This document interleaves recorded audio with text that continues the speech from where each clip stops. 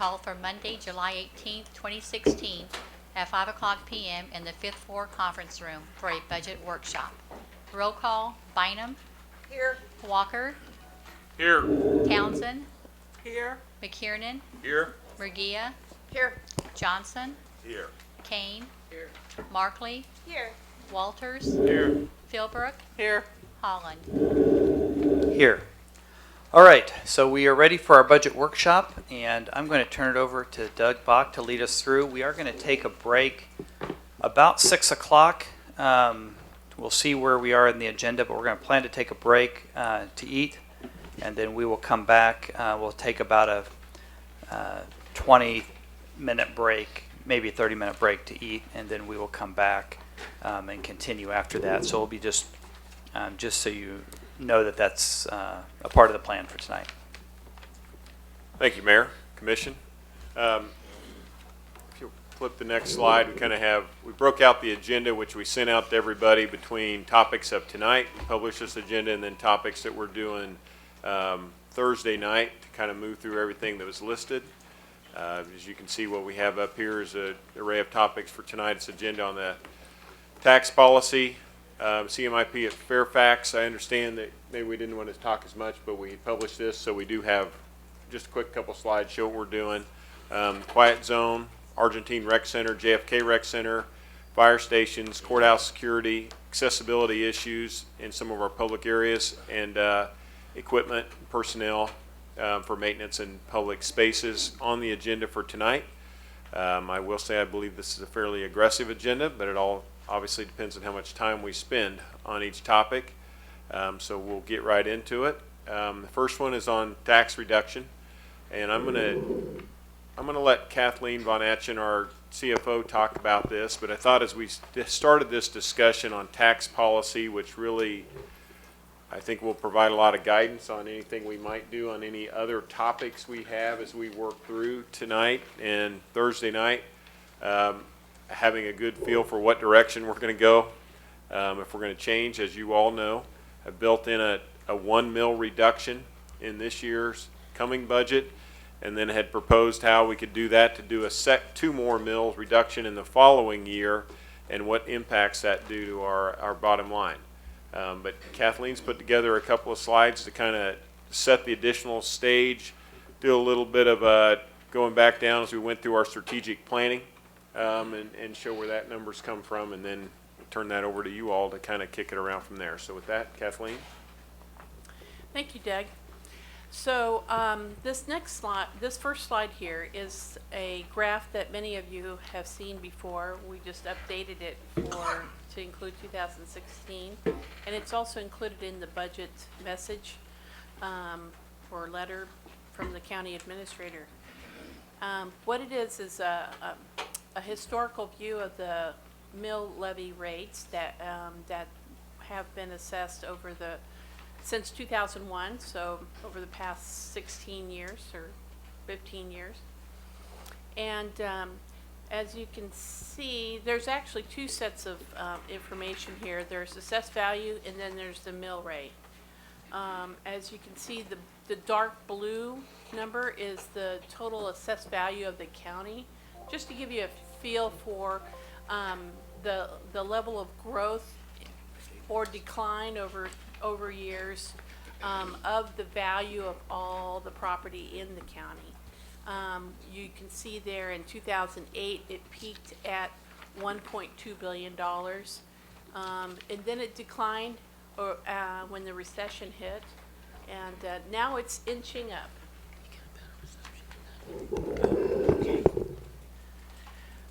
So you can see that it's been progressively increasing. It's nearly at the peak level, basically at 1.2 billion.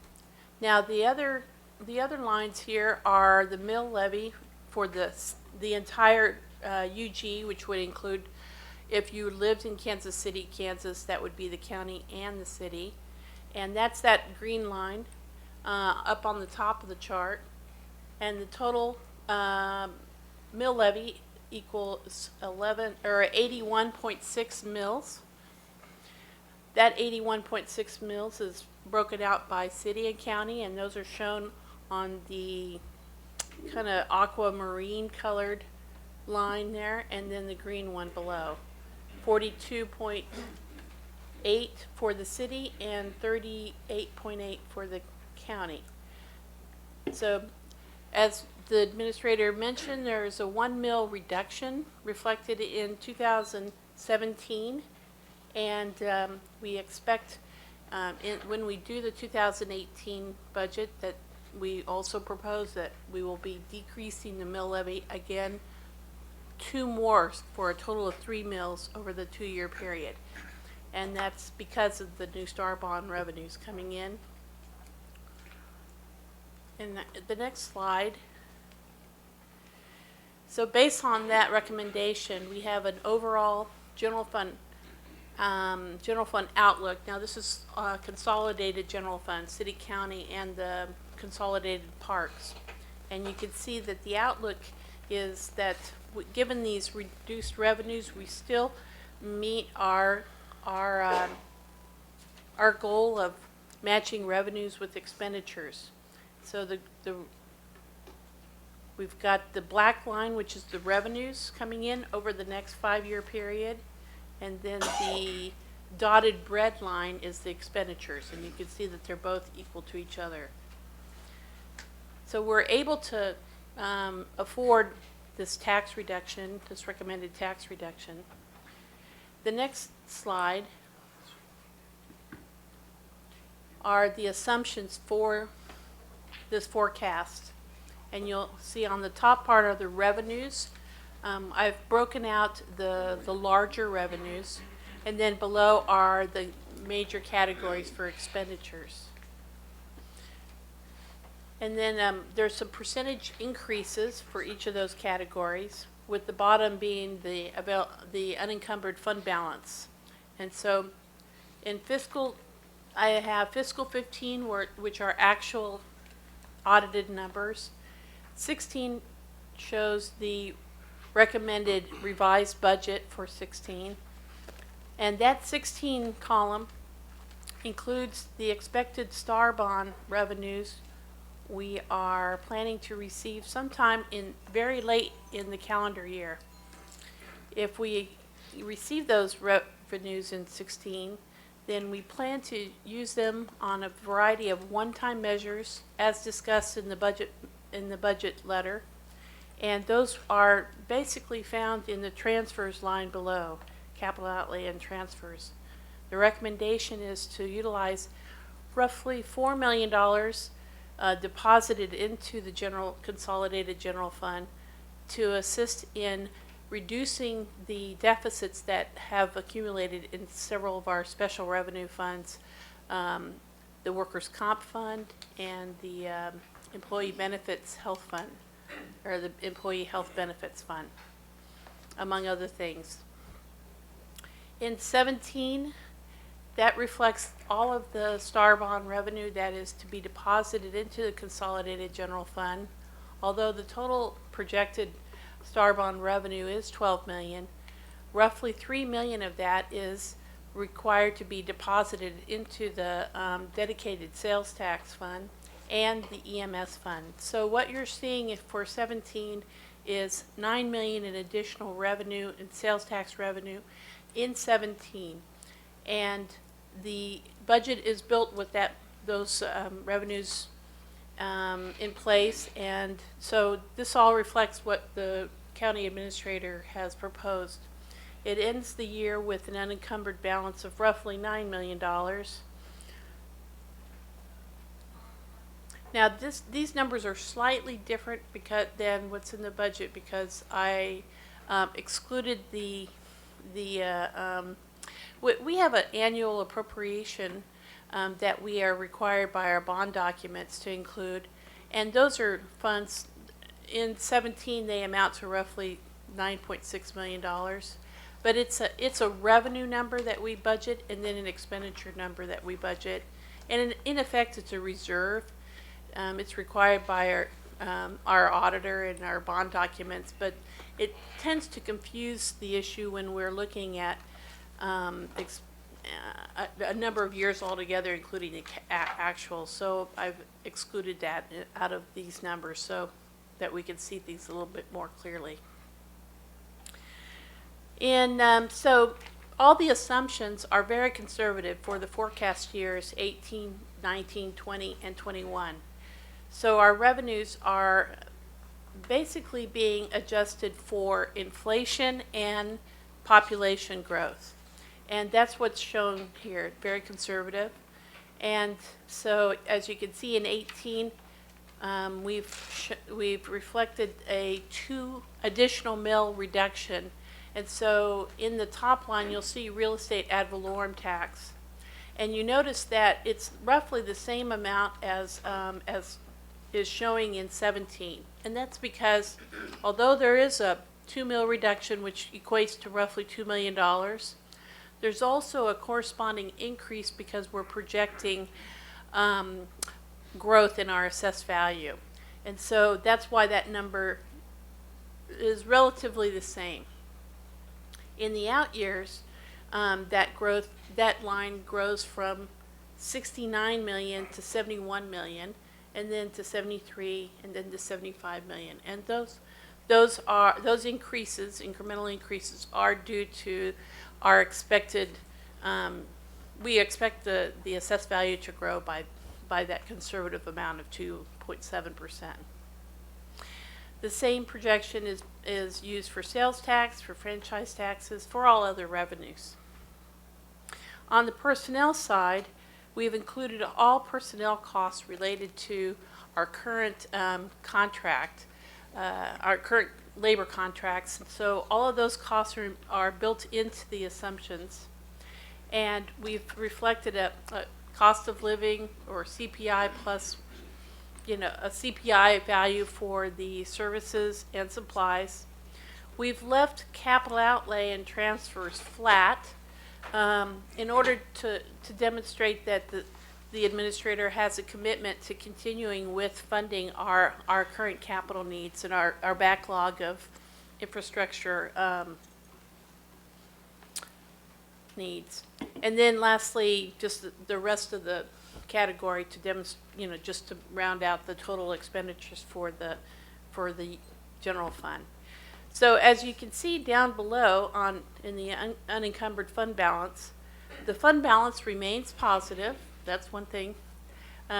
We are expecting it to decline though, and you can see that in the revenues. It says sources over or under uses. So we are expecting the general fund balance to decline, especially in 18, and that's because of the mill levy reduction. But as you notice, it kind of picks back up in the latter part of the forecast period, mainly because we've incorporated in our assumptions that the assessed value would be increasing for the city. So overall, we're going to be maintaining a fund balance target of roughly around the 5% level, at least in 17, and then later on, and we reached that in year 2021.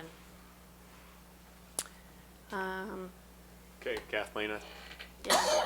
I think as you guys will note, this chart, you remember, is similar to what you all came up with as we went through and worked on it when we did our fiscal strategic planning. So it really kind of works on those same assumptions to going into all the different categories.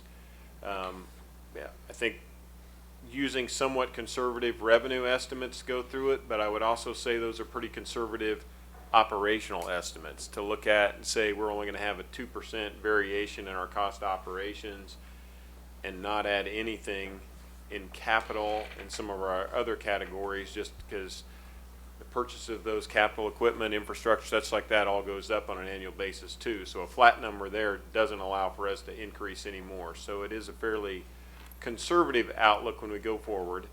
And as I set out my budget, maybe to give you one last preemptive comment, I guess, as you all get into it, is I laid out the budget looking forward, and I kind of went through and kind of did the little lecture on let's not spend our money till we get it.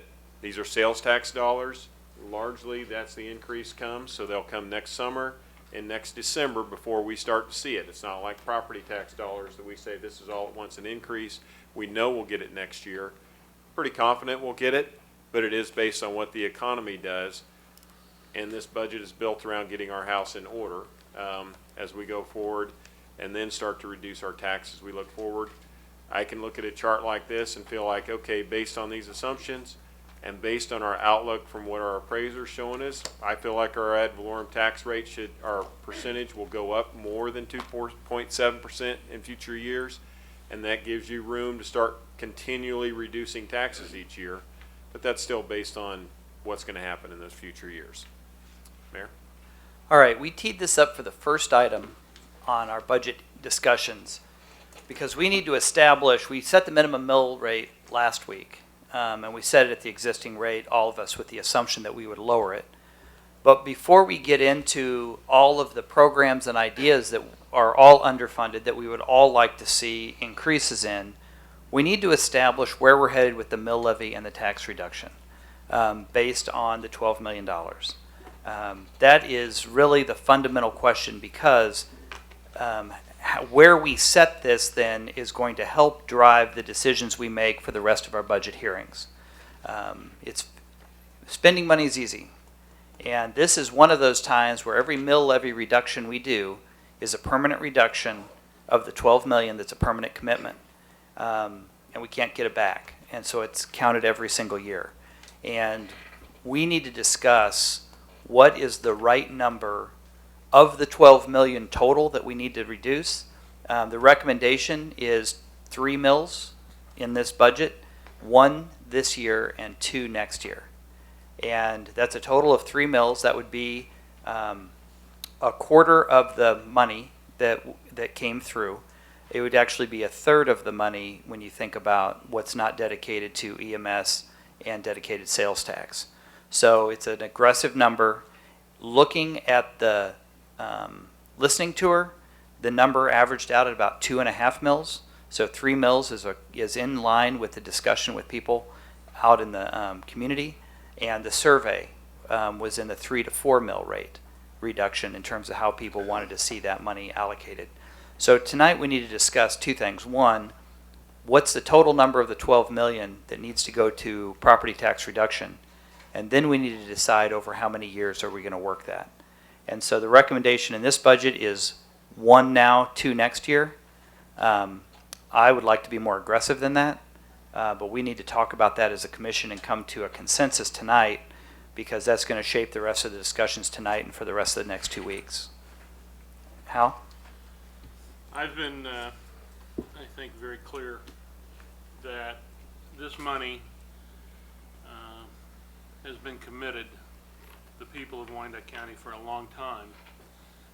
From day one, 17 years ago, this money was promised for tax reduction. That was the way this whole project out west was sold. That one day that we were going to start getting money, and it was going to be the way we reduced taxes. 1 mill is not acceptable.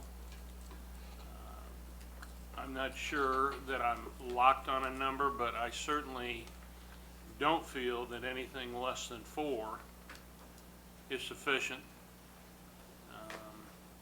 And I also think that we should put some money away for a rainy day.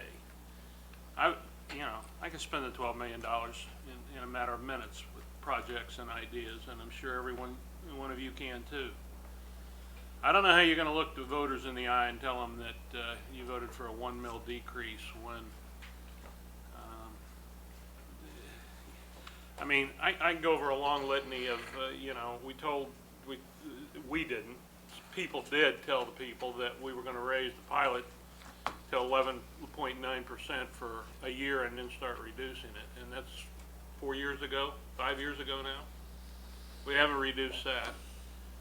I mean, what are we not doing? We're not living within our means.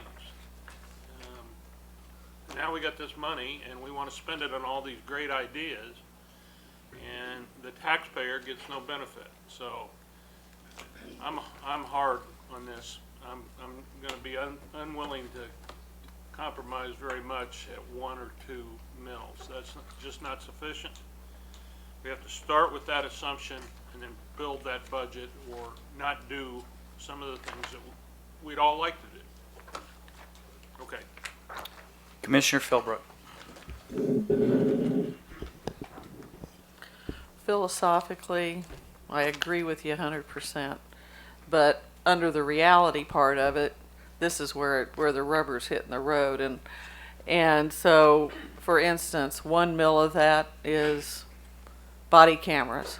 Okay, do we not want to do that? I'm just trying to figure out, what do I want to nix out of next year's budget if we take another mill out and another mill. And I'm not against it, it's just I don't have a real clear feeling about how the public feels on some of these things that we're going to have to drop if we do 4 all at once the first year. That just, and I think that's my question. And I'd like to have some feedback from some of the other commissioners on that, please. Commissioner Bynum, and then Walters.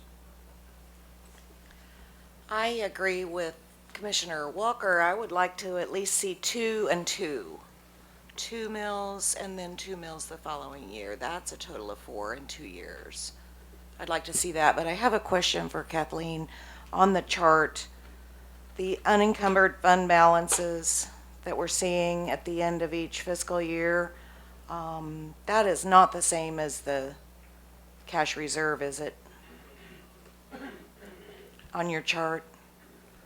Well, no, cash is a category on the balance sheet. It's at the very top of the balance sheet. The fund balance is the one at the very bottom. When we're all done. Yes, that's This is the right. fund balance.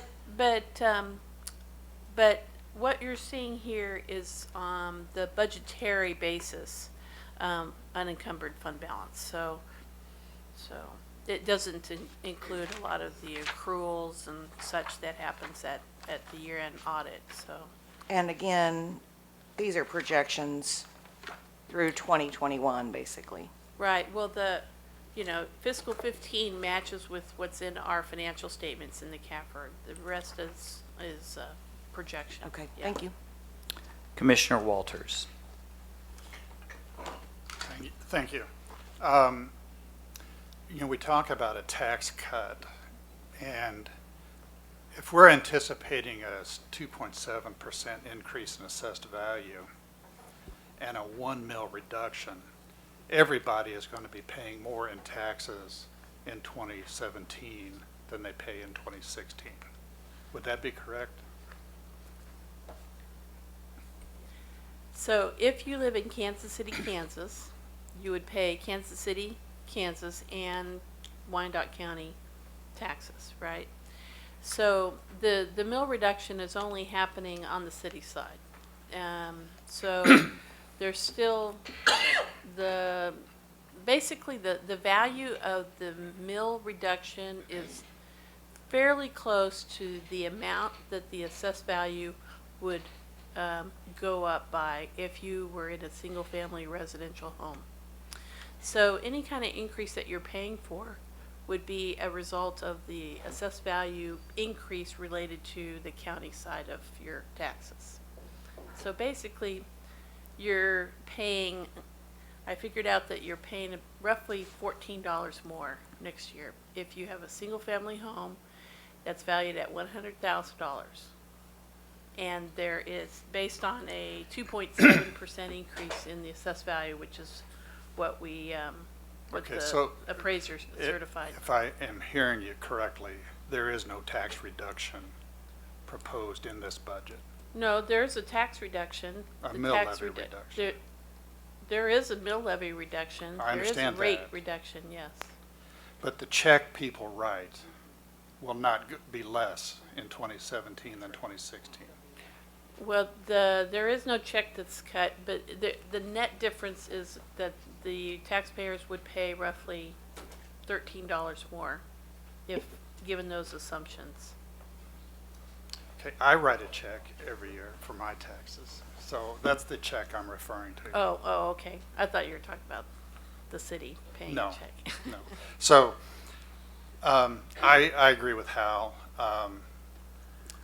this is not a significant tax reduction. In fact, I don't think it's a tax reduction at all. And I'm not one who is in the camp of cutting services and cutting taxes. I think we should cut taxes and also increase services. The tone of the meetings that the mayor conducted were, we're going to have $12 million in new revenue. What should we do with it? And I've been thinking about that, and a lot of people have been thinking about that. But a part of that question, I think, presumes the baseline that we don't need any of that $12 million to satisfy the basic operations of government. What if we didn't have that $12 million? We would still need to satisfy the basic operations of government, and we're looking at increases in sales taxes. We're looking at increase in assessed revenue. We should be able to continue to function without the $12 million to the level that we certainly have been functioning for the last few years. So one of the things that I was really hoping would not happen is that $12 million just sort of got absorbed into the budget as if it didn't ever happen or didn't ever exist independently. So yeah, I always thought that a portion of that $12 million should go for tax reduction, and I thought half of it maybe. That would be 5 or 6 mills. And then we would have the remainder to do something extraordinary in the county. But a lot of the projects and a lot of the stuff that I see that $12 million going for are not new extraordinary things. They are, some of them are things that I think should be in the basic operational costs of government, which we should be able to fund without dipping into that, and then putting it in savings. So I'm strongly supportive of a larger tax reduction, and I don't really want to think about next year. We only are talking about this year. So to think about 3 mills over 2 years, that's, you know, $24 million of revenue in 2 years. So 3 mills of 24 million is not a very big number either. So I think we should focus on this year. I think we should do a more sizable mill levy reduction. Commissioner McKiernan and then Philbrook. So you know, and you and I have talked about this, philosophically, I absolutely agree with you. As a matter of fact, in my early assessment of the 12 million, I would have put 6 mills of reduction. But I think that in some ways, and I've said this to most of you, that's fool's gold. That is, all right. I get backup singers when I talk. So, but that's fool's gold, because what I hear from people is that the real problem they have with the taxes they pay is that the taxes they pay relative to the amount they make are high.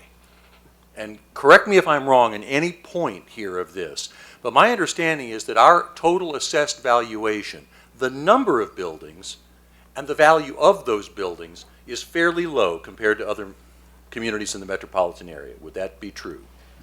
So, being a big city with a big budget, each one of those relatively small number of buildings with relatively low value has to pay a high rate so that we collect enough collectively in our property taxes to cover our operating budget.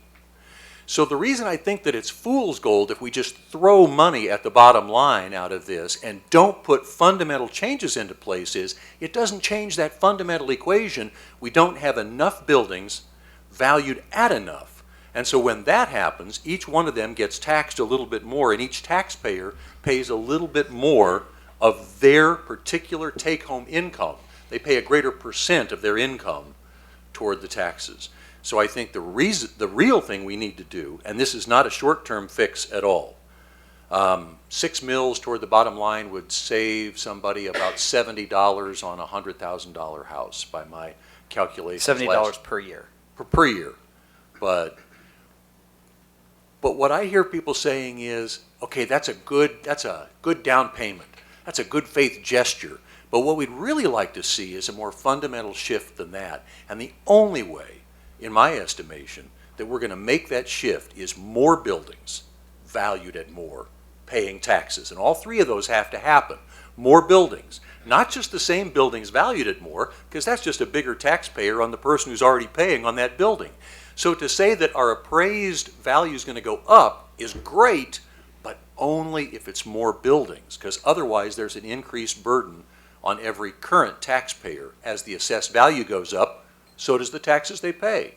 So it has to be increased valuation on more buildings, and the third piece, that pay taxes.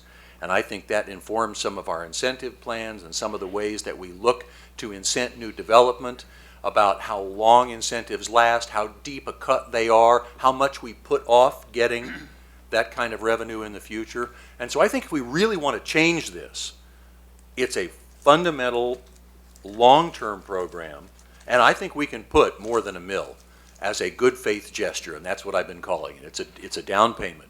It's a good faith gesture that we will change the fundamentals so that the percent of someone's income that they pay in taxes in Wyandotte County comes closer to the percent of income that is pretty much the average for the metropolitan area. Because my understanding is right now, as a percent of income, we're high. Well, and can you go back to the previous slide with the chart, one more, this one. Commissioner McKiernan, to your point, that blue line shows about $1.1 billion valuation on all, that's our total assessed value for our entire county. Right. Johnson County, for instance, that total assessed value is $8 billion. Now their tax rate is half of ours. They're still spending 2 to 1 what we are. So it's not that we're spending too much money. We're spending half per capita what Johnson County is spending for their citizens. The fact is they have 8 times the value.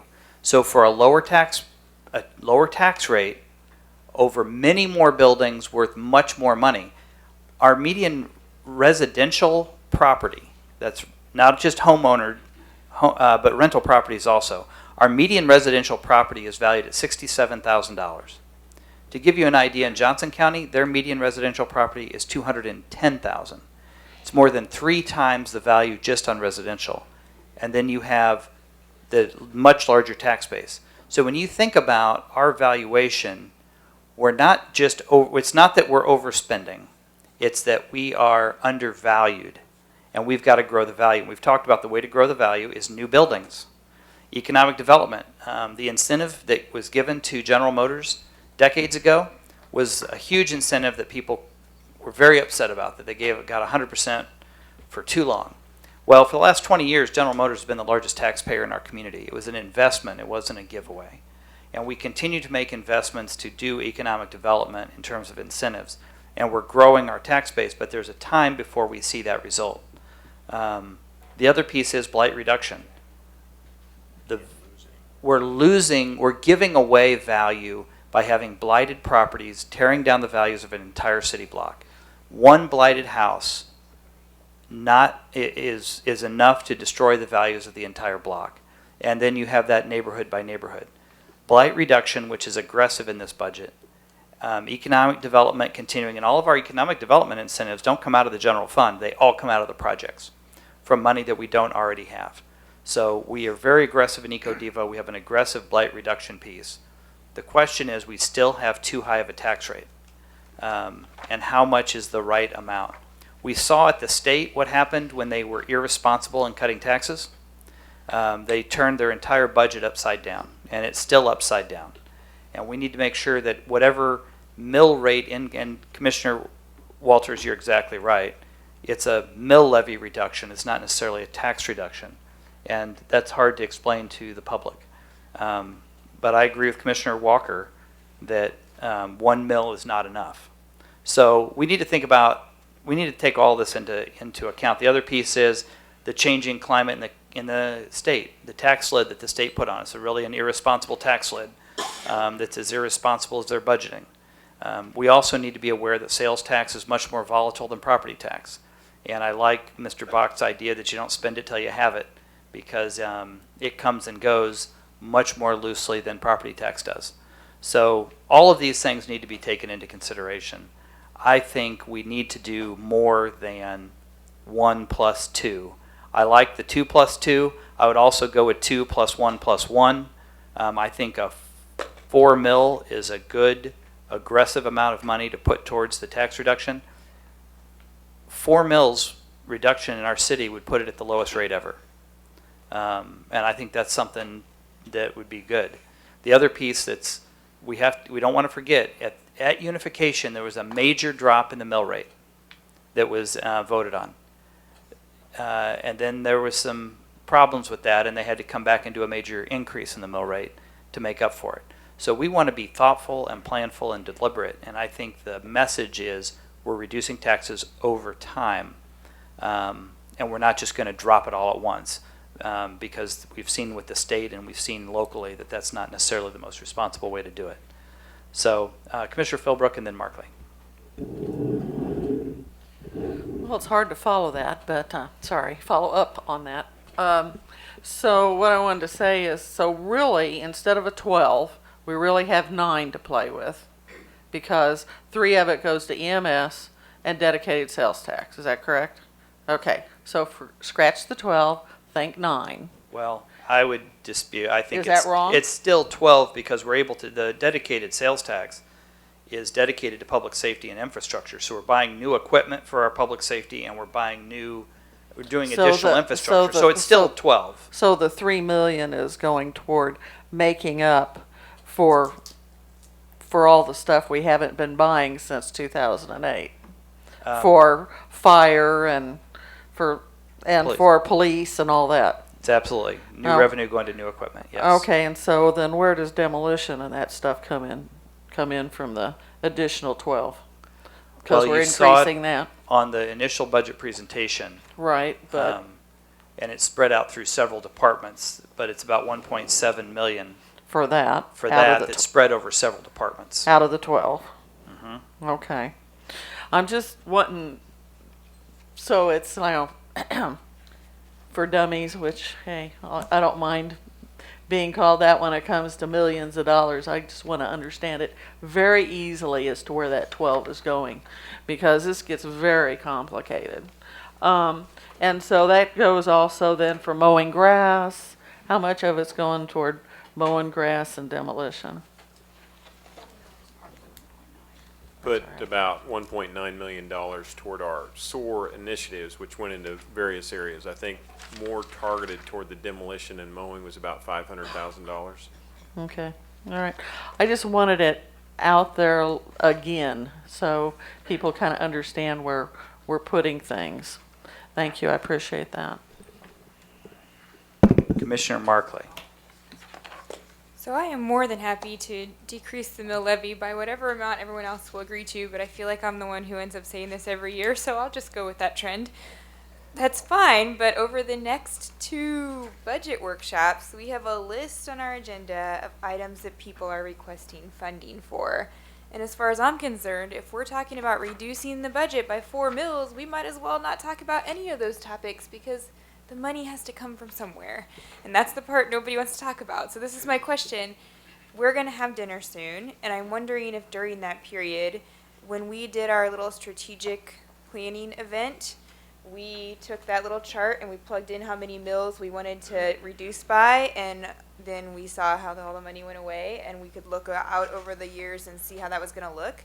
Can we bring that back up so that we can all look at it together and talk about what the future would hold if we decided to make these decisions? Because it's easy to say, we all want to reduce taxes by 4 mills. Of course we do. That would be awesome.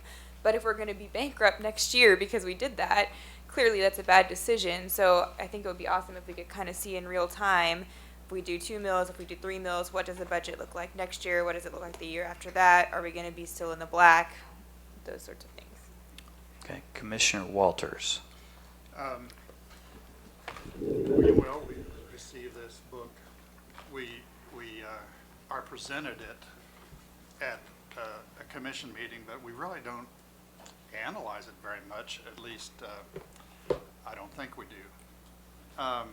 So I'm looking at it, and it says our general fund total general fund balance as of 2015 is $31,589,000, up $15 million from 2014.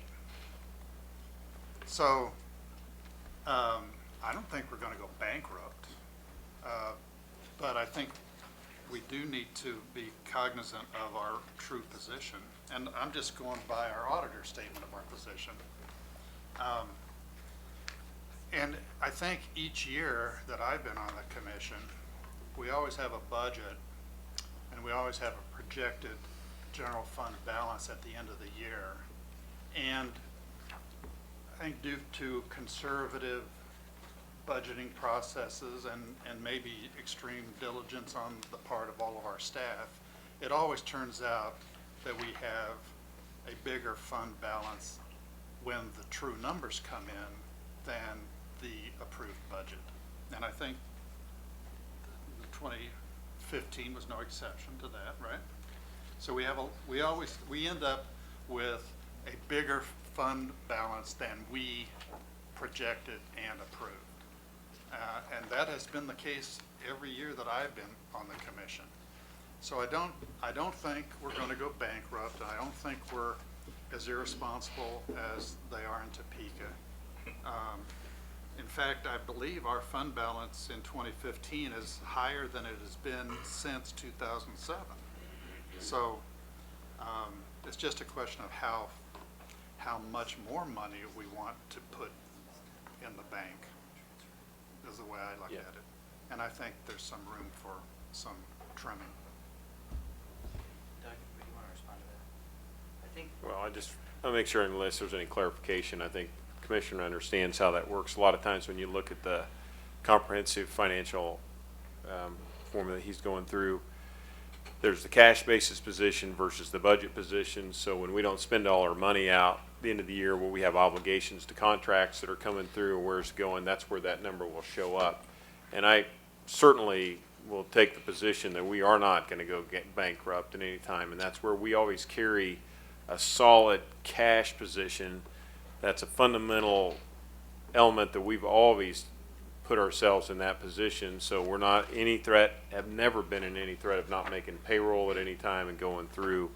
And then when we reach year end, we may have a projected fund balance of around 12 million, but we end up at 30 or such. That's because we have outstanding contracts, such like that. So our cash position is in a much better position. And I believe that's how the CAFR represents that. And if I need clarification on that, Kathleen, please do so. So I certainly agree that we would always maintain or try to maintain ourselves. And I would probably, as you all go through this and talk about expenditures, probably to Commissioner Markley's point, to maintain that level of security is we do need to keep our fund balance, our budgeted fund balance position higher than where we were a few years ago. And as you said, we did get to a higher position a couple years ago.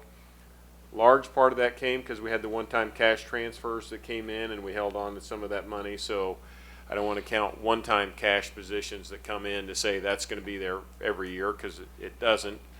The sales tax money that's coming in from Village West is a constant going forward. So we know we're going to be able to continue to count on that going forward. But it is a more volatile, and Mayor pointed that out, it's a more volatile revenue stream that comes in, which means we need to have more cash on hand and fund balance. So if we look for a position to reduce our mill rate, which we certainly will work in that direction, we don't want to do it by reducing our fund balance. We want to do it by reducing service.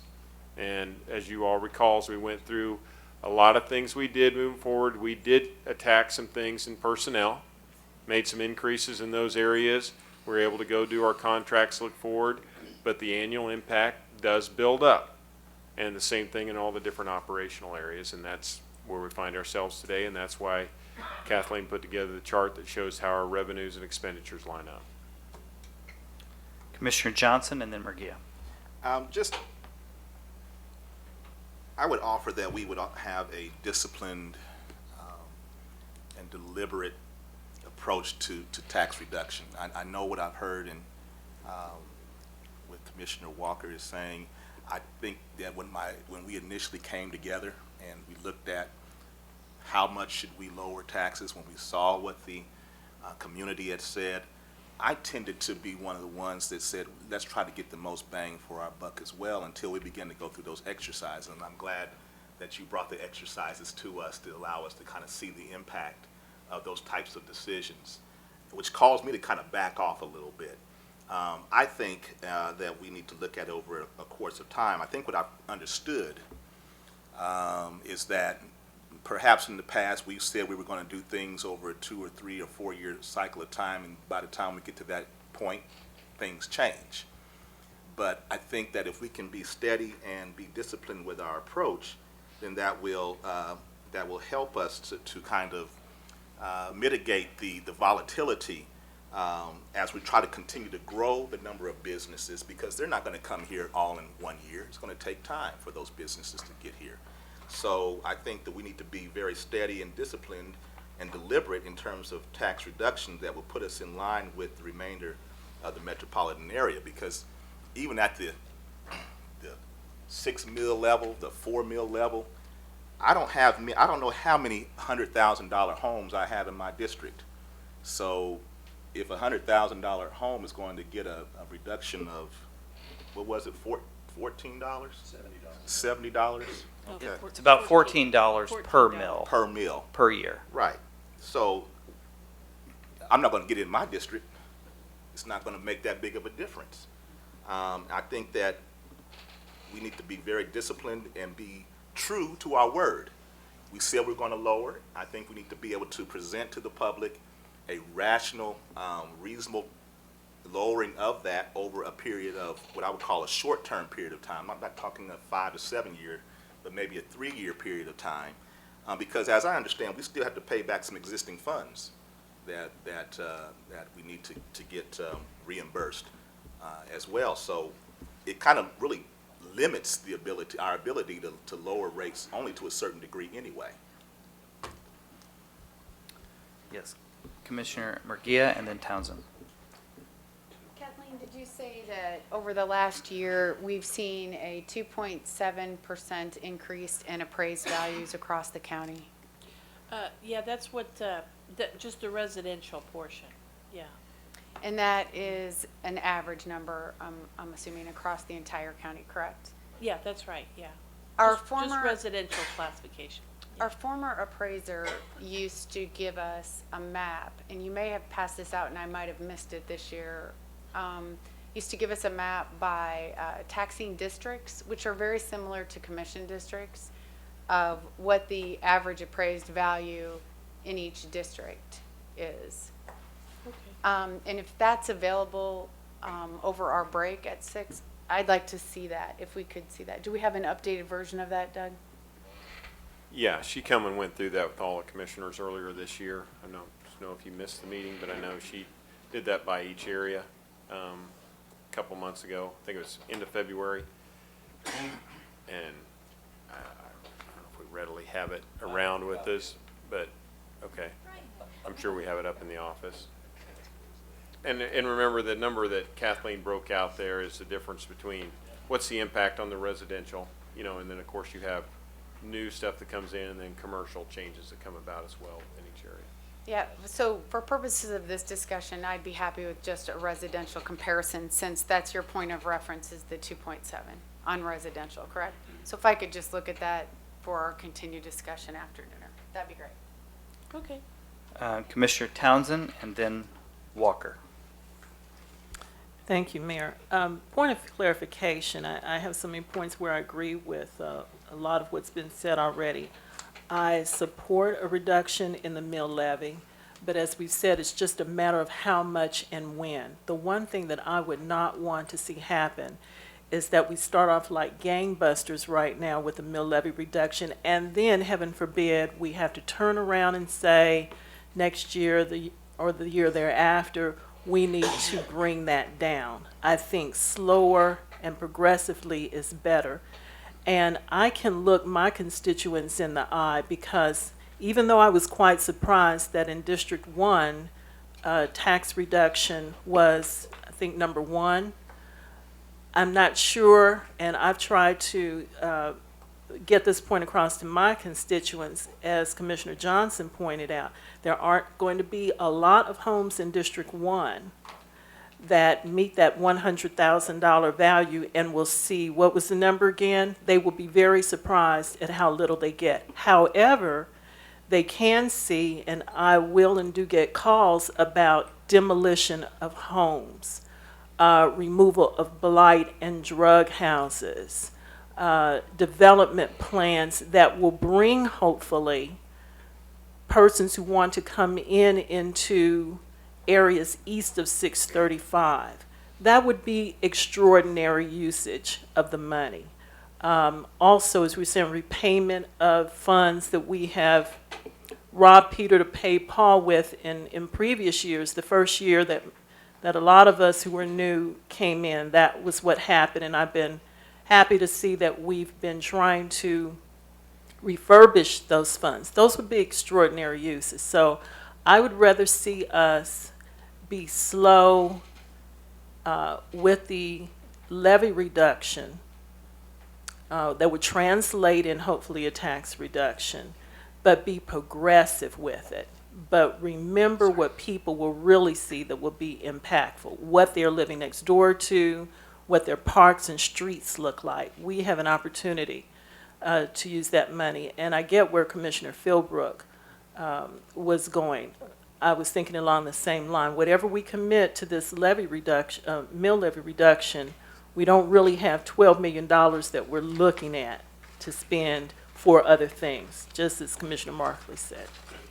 So I think slow and steady is the way to go, and put some of this money into things that people will see every day.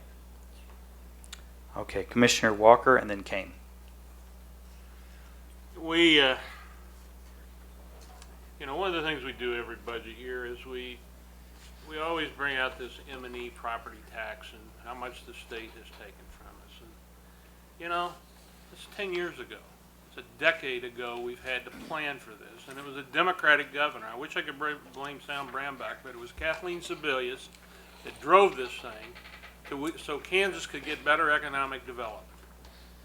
Well, I don't know that the results have proven worth the sacrifice, but I'm sure the money that they've saved on machinery and tax has lined the pockets of some stockholders or corporate bigwigs somewhere. The point is, the question, rubber hits the road right now.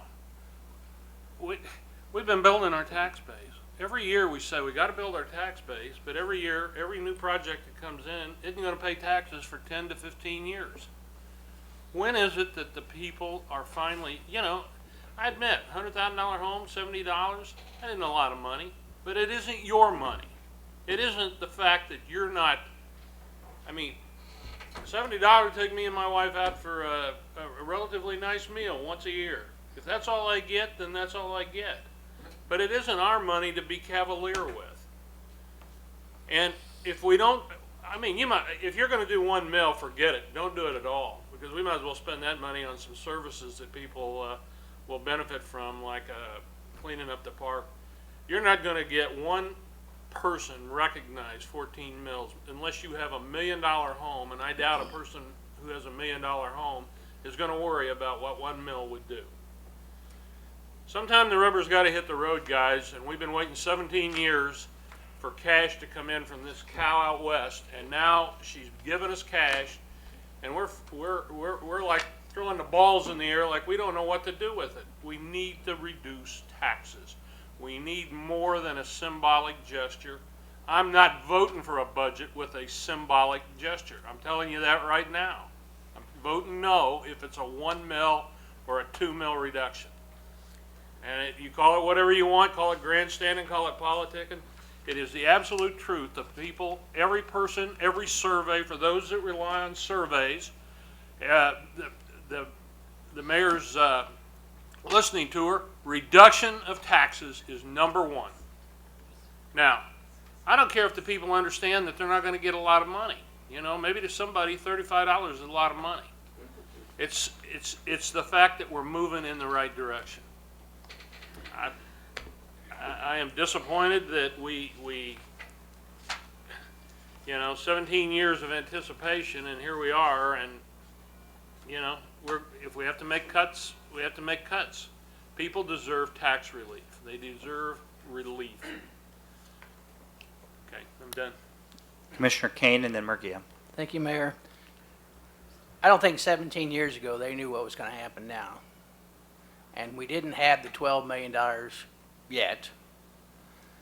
And I know there's a lot of debate going on, but I think that to simplify it, I think what we should do is say a 3 mil levy this year and worry about next year, because you don't want to promise something you don't have, and we need to see how all this money is going to flow out.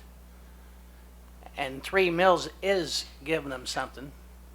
It's giving them something, it's all right. And then I don't want to promise that next year we'll give them another $1.5 million, another mill, to simplify this whole process, because I'll get emotional later, but everybody's getting wound up. But I think that's a better way to start. 3 mils now, worry about next year's budget next year. Commissioner Murgia. Thank you. So I'm not sure what the answer is, okay? But, and all I can really speak to is what I know the details of, which is my personal district. So I'll just talk about that just for a minute, because that's my only real point of reference. Even though Kathleen says the average is 2.7 increase in appraised value, which I'm sure you're accurate on, there are areas of my district, because as almost all of you know here, that I have worked very hard at growing the tax base, exactly what Commissioner McKiernan is talking about. You know, $60 million on Rainbow Boulevard, you got another $20 million on County Line, you have at least $40 million in Argentina alone in retail and economic development, not to mention millions in new housing and new infrastructure. My district, in a good way, you know, the appraised values are going up. So unless this commission is going to reduce, and I would suspect, unless you're going to do a reduction of about $6 million, my people in my district aren't going to feel what you do. In fact, no matter what you do, I would bet they're going to pay more, because we're growing my district. It's bittersweet. I'm not very happy about that. I'd like to see more of a reduction. Unfortunately, we have other areas of our city that are having a more difficult time growing and broadening their tax base. I don't know how to balance that. It's frustrating personally. You know, I feel like I'm running 110 miles an hour in my district, and I'm trying to play my one position for the entire county. I also feel bad for people in Piper, where there's lots of development going on. Appraised values continue to go up. I bet if you look out in Piper, those people, you're not gonna, no matter how much you reduce it, I don't think anybody in Piper is gonna pay less. I don't think so. Well, they're not gonna pay more. I think they will pay more, because Yeah, they will, but they won't pay as much more. but they don't, no one's looking at that. Okay, no, let me rephrase that.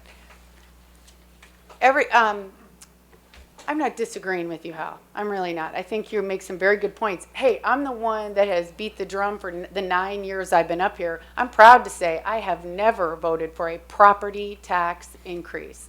I'm very proud of that. I tout that everywhere I go, and I won't ever do that. But the reality is, you keep saying, it's just what Jim was alluding to earlier. These people, most of these people in Piper, these people, I can tell you, in my district, in Argentine and Rosedale, and I can tell you I keep pretty close tabs on Turner. Unless you all are thinking about lowering it six mils, we're all going to write larger checks than they wrote last year. Now, I'm not saying we shouldn't reduce it more. I'm just saying I just want to put that out there. And I also want to expand just briefly on what Commissioner Townsend said. I do believe that the number, and I'm a big advocate of the survey, I do believe that people are unhappy with how much taxes they're paying in Wyandotte County. But I think if we are really honest, the unhappiness stems from the fact that these people have been asked to pay more for years, and many of these people haven't received more. And the way, it's sort of the analogy I give to that is, it's like going through your favorite place to shop, like Target or wherever it would be, and you walk out with nothing, but you get to the checkout counter and you have to write a big check. When you look at what people are walking on in the way of curb and sidewalk in some neighborhoods, when you look at the recreation opportunities that are available in some neighborhoods. You look at the job opportunities, those kinds of things, the roads in some neighborhoods. Some people don't feel like they're getting what they're paying for. Now, I can only speak really knowledgeably about my district. I'll tell you the level of dissatisfaction with taxes in Wyandotte County, though still not great, has gone down in the 9 years I've been on the commission. And that's because I truly believe that the people in my district finally, for the first time in decades, feel like they're getting something for their tax dollar. So the only reason I bring that up is because I think it's a balance. I think we definitely have to provide our constituents with the services they want, need, and value to an extent. And we also have to manage that with what they're able to pay. So I don't have a solution or an answer to all of that, but I'll just say it is better in my district that I've worked very hard on providing them services. So. All right, so we need to, Commissioner Philbrook? I don't believe there's anybody on this commission that was impacted any more than I was in 2000. Took my house and 10 acres. Told me that we were going to get hell of a tax reduction in our houses when the boom came in. So for us as commissioners, we're riding on the back of this fiasco that we were told way back then. You know, to be told that when you really don't know what the heck's going to happen in 20 years is absolutely ludicrous. So number one, I would ask this commission to never make those kind of guarantees to our people when we don't know what's going to happen in 20 years. Now, everything hit the fan in 2008, and we were not bringing in the kind of money that we should have, and so we started robbing Peter to pay Paul to make things ends meet. Then what do we do during that time period? We make our fire and police use older and older equipment because we don't replace it in time every 10 years. So we're behind, all right? Now we're trying to play catch up to take care of public welfare.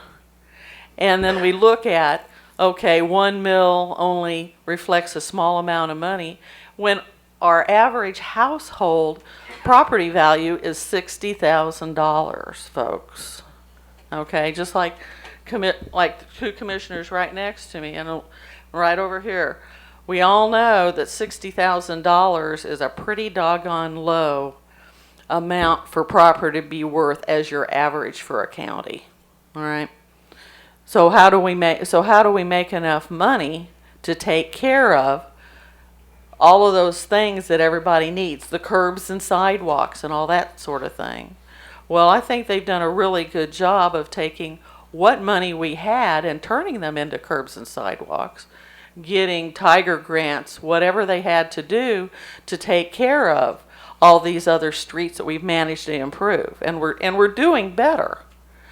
But I'm still torn because, like, I was one of those people did not get to see and will not see a big amount because half of my property is business property, and that's going to be going up pretty quick because the businesses are going to get reevaluated here pretty quick. So I'm not going to see any kind of a decrease in my taxes. It doesn't matter if we gave the full thing to us. I'm not going to see it. It wouldn't amount to a hill of beans, maybe 10, 12 bucks by the time you finished. So that's where I don't know, guys. You know, I would like to give the whole thing to you, but it's not going to give you the kind of bang for buck that you really need, and that's in curbs and sidewalks and stuff, and taking care of making sure that our employees are paid and that we are really doing the projects that our community wants. So that's where I am. Just, I don't know where to go on this, and I agree with a lot of people. So let's wrap this up. I do believe there's another factor that we've not even talked about. There are multiple other taxing jurisdictions. And Commissioner Walters, as you mentioned, when you do write a check for your taxes, but you only write one check. You don't write 5 checks to the 5 different taxing jurisdictions. And so the reality is whatever we do, We know the school funding is completely out of whack at the state. We have a community college, we have libraries, we have all kinds of different taxing entities that affect the public. And the public doesn't pay much attention to, they just know what their tax bill is. Now, the fact that ours is only 48% of that on the city-county side, and that our city side is only 25% of their tax bill. Only a quarter of what people pay in taxes actually goes to the city, another quarter goes to the county, and then the other half goes, more than half goes to the other taxing entities. So what we're faced with, that we could run ourselves around in circles in terms of what are people going to feel. There is a difference between effective tax rate and mill levy. The only thing we can control is the mill levy. And we have an opportunity with this new revenue to reduce our mill levy. And then we just need to pick a number that we feel like we can live with and has integrity, because we could lower it 6 mills and the community college could go up 3 and the school district could go up 3 and the public saw nothing, and then we would get criticized for that as well, because people pay their bill to us because we collect for all the taxing entities. Just like BPU collects for us for our fees, we collect for them, we collect for everybody else for property taxes. So what we need to do is come up with a number that this group can find some consensus around for reduction, and I think there's 2 questions. What's the total number of the 12, and how much this year? Because I think there is integrity is at looking at a 2 or 3 year plan.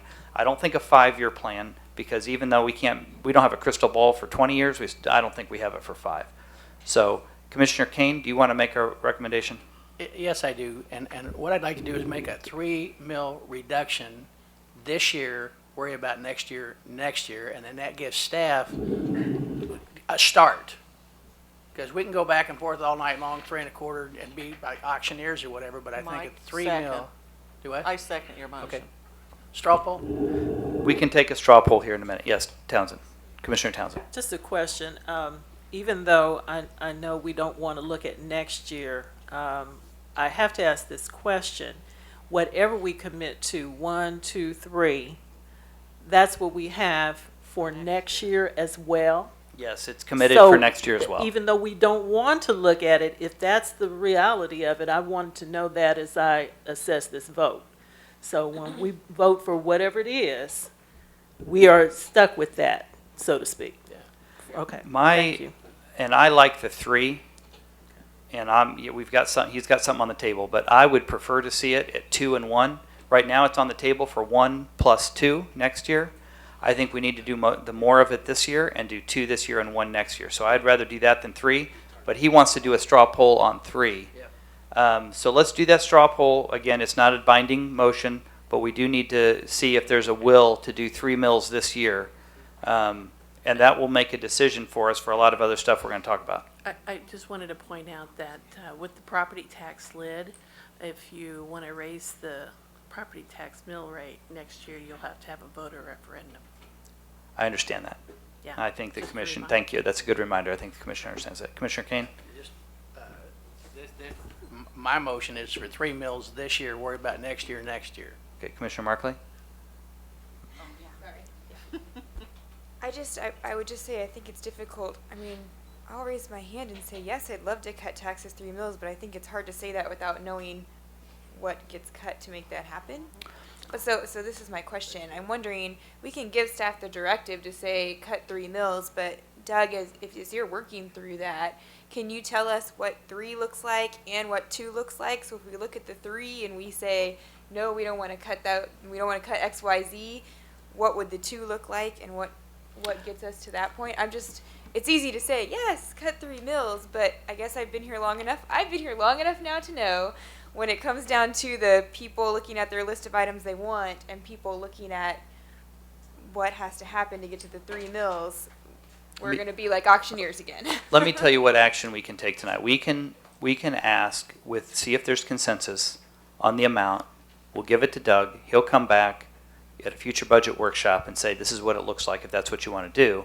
And he's already shown us what a 1 mil reduction looks like.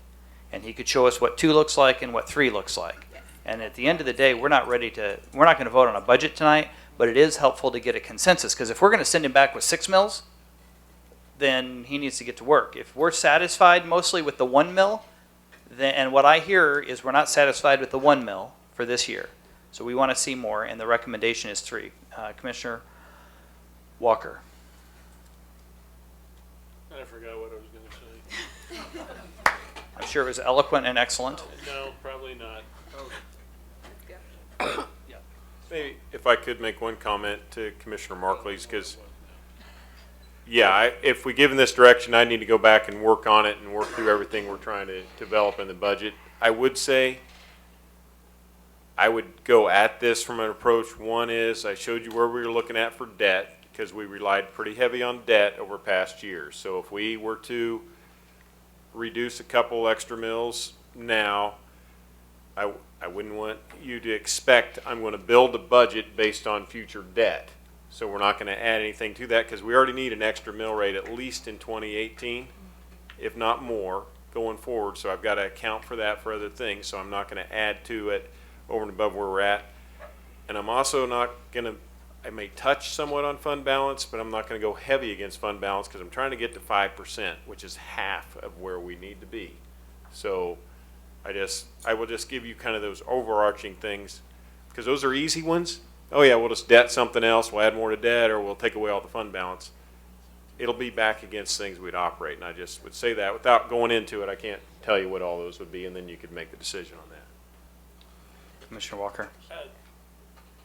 Part of what we're doing in the budget is putting money back in funds that we have previously, the commission has borrowed rather than raise taxes. Fill a shortfall, correct? Yes. To post 2008. So while it's important to pay those funds back, it's really like me having $5 in this pocket and I owe this pocket some money, so I take it out of one pocket and put it in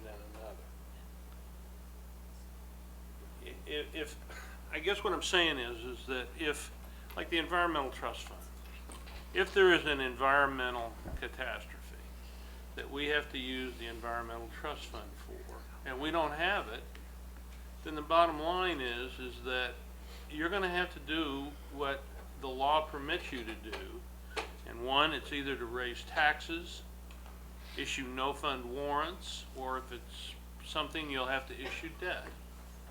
That's the reality.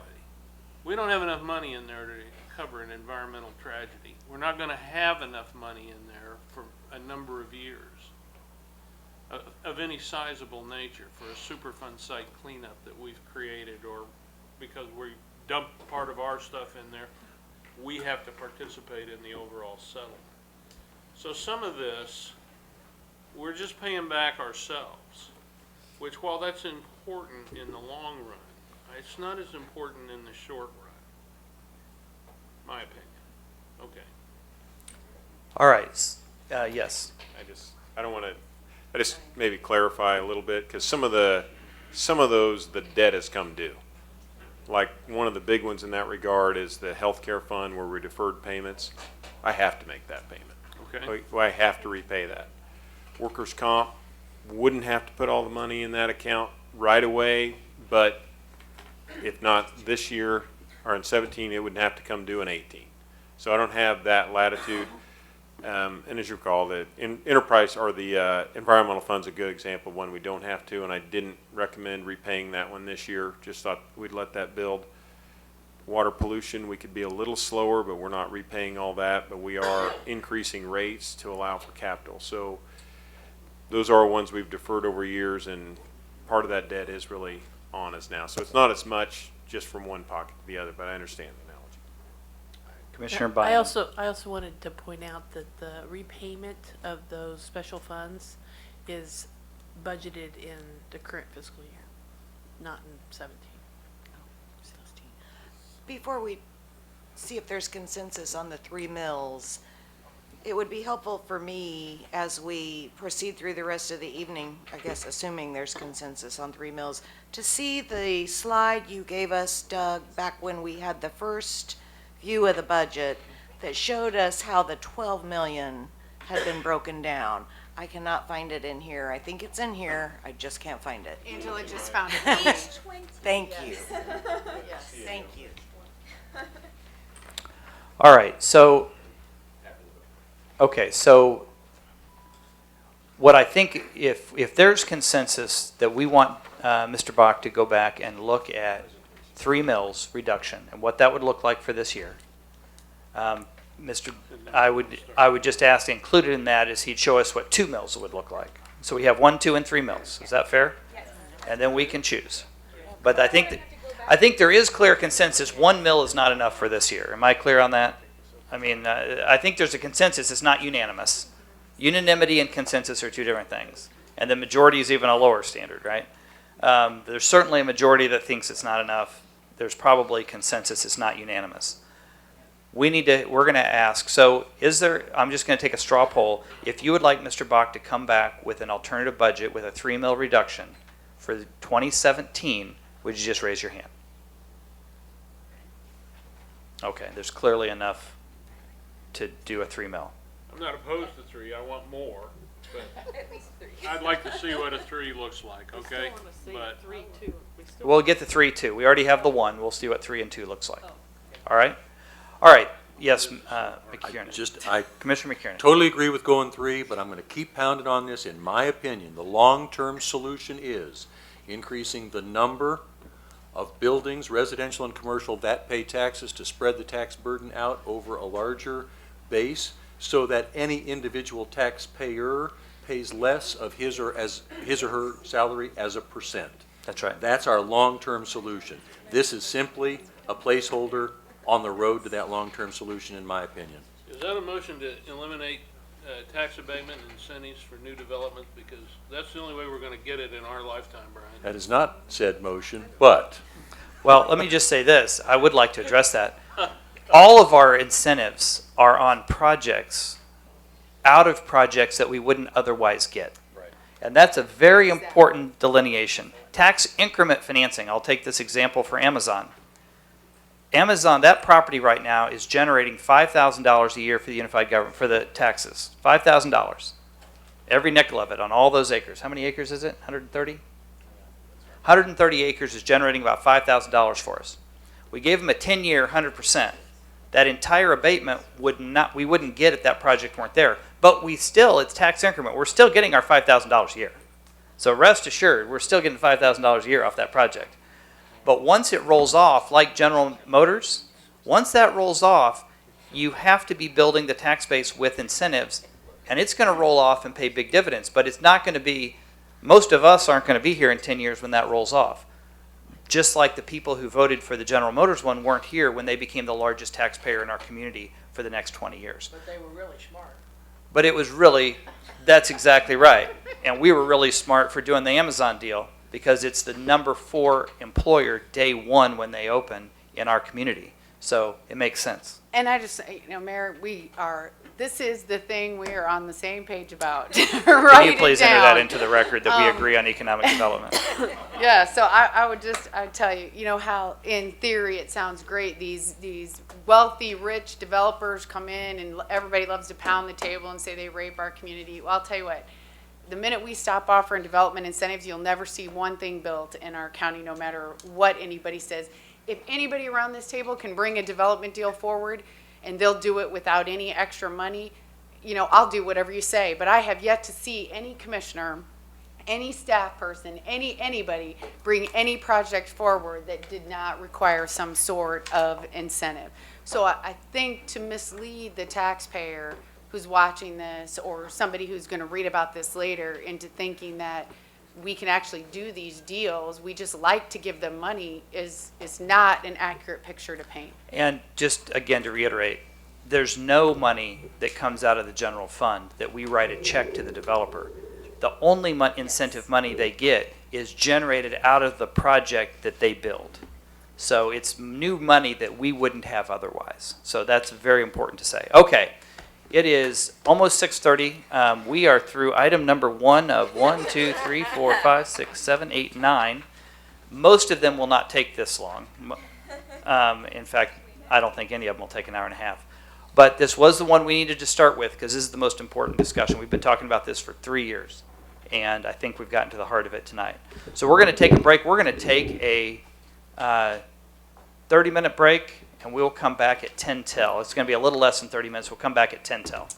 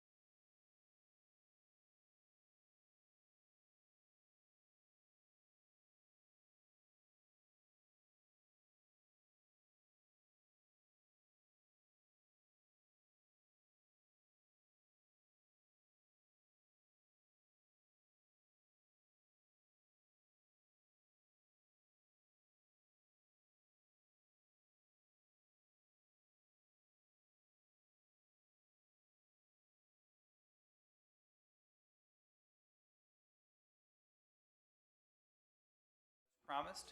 We have a lot to do yet tonight, so we need to start plugging. I think that conversation was very worthwhile, and we're going to continue now. I'm going to turn it over to Mr. Bach to walk us through the next item on the agenda, which is CMIP for Fairfax. All right. I'll ask staff to come on up to the thing. We'll just do this one as really, I think, was a question of clarification of what was built into the budget. I don't know if there was a lot of discussion that the commission want to have. You want the next slide, Ronald?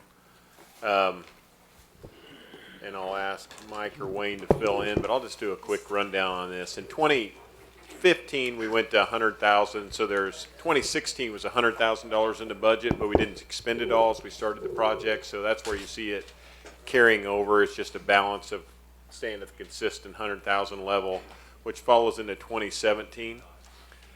You'll all recall when we did the project that North Point did on the north end of the Fairfax area, we established a TDD as part of that project.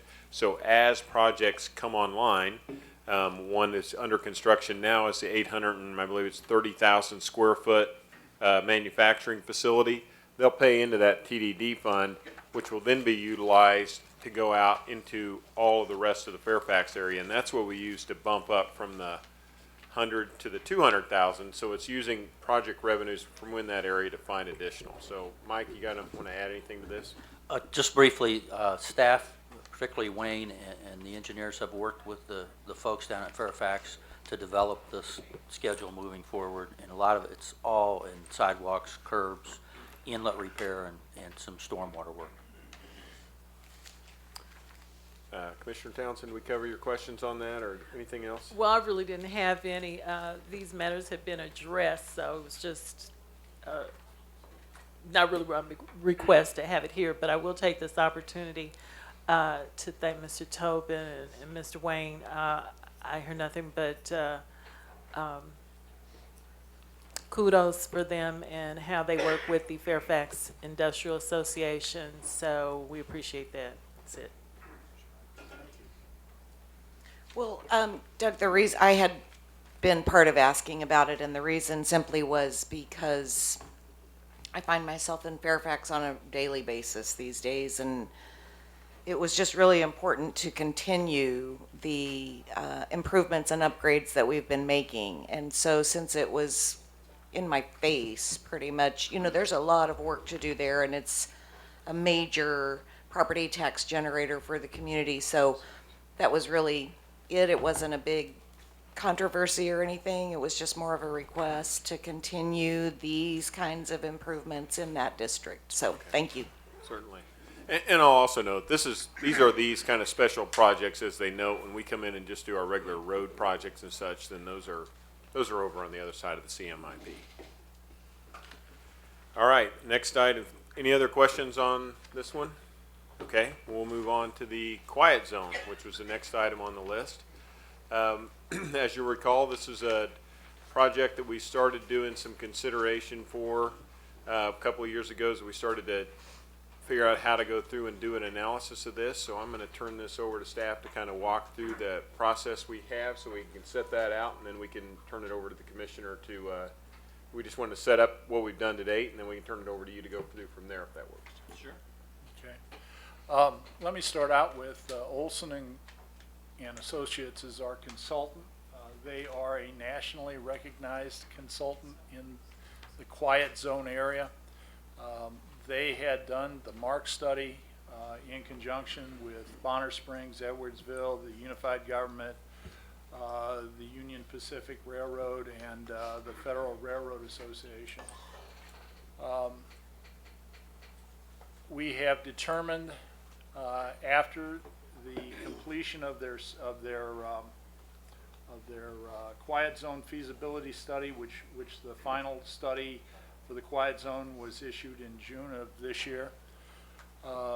We touched base with the cities of Edwardsville and Bonner Springs, and neither one of those entities have funding at this time to put towards any work to be done on the quiet zone. We've contacted the UP Railroad to confirm once again with them that they will not be adding any funds. They will, however, be requiring us if we do any work to work through them, it is them that do the work, basically. The UP does the work on their tracks, and then they bill us for all the labor and the equipment.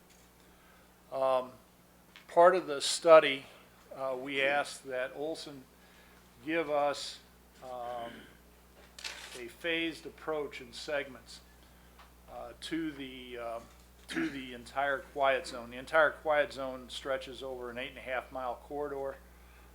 They broke the segments out basically into 7 segments, and we have looked at those segments and determined that there are several of them which are fundable in and about that $2 million range, and we have proposed in the budget a segmenting or a starting point in 2017 and stretching all the way out to 2023. I think the next slide shows the different segments that are potential, that could be our phases, that could be done in various orders on this. So, Wayne, I don't think there's any particular order to the study that says this one has to come before the other. Could No. you do? No, that is correct. There's no set order in it. Those were just the phases, the 7 phases that were together. I might add, like in phase 3, 98th Street could be pulled out as a single phase in and of itself and make 8 phases. However, 98th Street represents the easternmost section of Edwardsville. 4th Street represents the westernmost section of Edwardsville, so it makes sense to try and group all of those segments together. And that was a recommendation that came out of our consultant. Mayor? Just for my clarification, you said that there was money in the 2017 budget. It's my understanding that there was not money in the 2017 budget for this. Correct? Correct. Correct. We don't have money currently budgeted in 2017. All right. So, thanks for letting me go first on this evening for Commissioner ideas of ways to spend money. So, the quiet zone, you all have heard the presentations. This is a long-term investment in the southern part of the county. 3 cities involved. It's a quality of life, but also an economic development and a general area desirability issue. And I wanted just to bring everybody up to date. Quiet zones are not radical ideas. In fact, on the Kansas side of the metropolitan area alone, there are 7 quiet zones currently in existence, created by 6 different jurisdictions. It just so happens that none of them are in Wyandotte County. So I would hope that we would consider thinking about that. Just a real brief history. I began talking with Bob Roddy about this in 2013. He did some investigation over the course of that first several months of me being in office. I was hoping that we would get the study funded in the 2014 amended budget. I was convinced not to do that, or not to try to have that done, but to instead include that study as part of an application for a MARC grant, which we did. But that put the study off to being funded in 2015. 2015 occurred. The study was completed in rough draft form last December, and final draft form evidently just a few months ago, or a couple months ago. So it's been 3 years since we began talking about this. It's my hope that we will consider funding this in the 2017 budget, because if we don't fund it in the 2017 budget, it will essentially excuse me, have languished for 2 years from the completion of the rough draft in December of 2015, all through 2016 and all through 2017, nothing going forward. So my proposal is to fund a first phase. These, in the study, these 7 phases are called segments, and I have a specific request, and that is that we that we fund what is called Phase 2 and the first 2 crossings of Phase 3, 4th Street and 9th Street in Edwardsville, at least. And that, according to the engineer's estimate, is approximately a $2 million project. I had hoped to do the entire 5.7 million or roughly $6 million project, but I've been convinced that that's probably not practical at this time. I did have our CFO look at what it would cost to fund that size of a project, because I do not think that this should be a project that is paid for in 1 year. This is a long-term investment, and the taxpayers over the long term should pay for this, not the people who happen to live there in one particular year. So I propose that this be funded. I proposed a 30-year bond. Our CFO suggested a 20-year bond. On that basis, cutting back from a $6 million project to a $2 million project, the cost would be $64,000 a year for the first 3 years, and approximately $164,000 per year after the permanent financing kicks in for the duration of the bonds. So can we afford that? So I propose, and this actually was Bob Roddy's initial recommendation, that this be a county project because of the 3 cities involved. In 2015, we approved a county budget which anticipated an ending fund balance of $2.7 million. When we got the final results in, the actual ending fund balance on the county budget was $5.5 million, $3 million increase over what we approved as a budget. And I'll just suggest that with total revenues of 56 million and an ending fund balance of 5.5 million, we're essentially at 10% of the annual revenues with our ending fund balance. So we have amended, in the amended 2016 budget, we now are showing a $5.5 million starting point.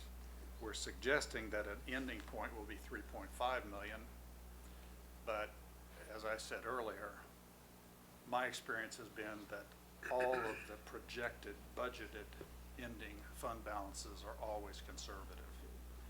So with as much as $3 million in surplus in 2015 alone, I believe that there is money within the current budgets to support these values that I'm talking about.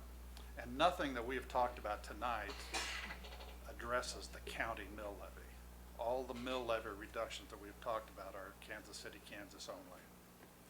So there appears to be plenty of money available.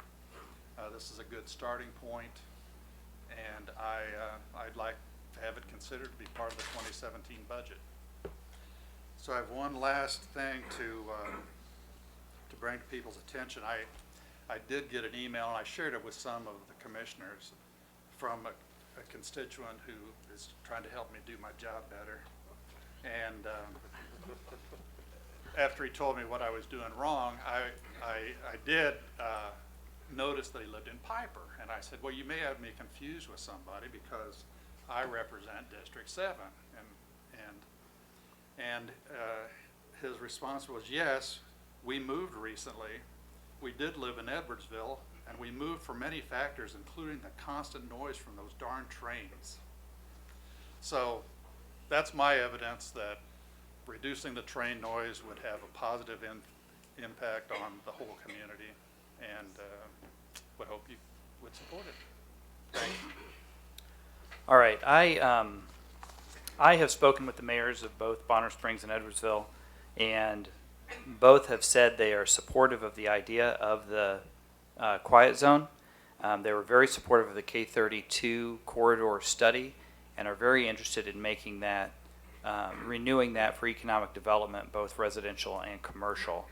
And so they're interested in it. The quiet zone piece is a piece that they did not originate, but are supportive of. But as the commissioner said, they don't have money to put towards it at this time. I would remind us that we have not made a significant county investment in a long time. We used to do the sci-fi. When I did my listening tour in Bonner Springs and Edwardsville, they were very excited about seeing sci-fi come back, which is the county initiative for infrastructure. And we stopped doing that at the recession and have not picked it up again since. I do not think this level of investment in Bonner and Edwardsville for the quality of life in Bonner and Edwardsville to help stimulate economic development. I think it's a very good investment, and I think it's a reasonable amount starting with the $2 million.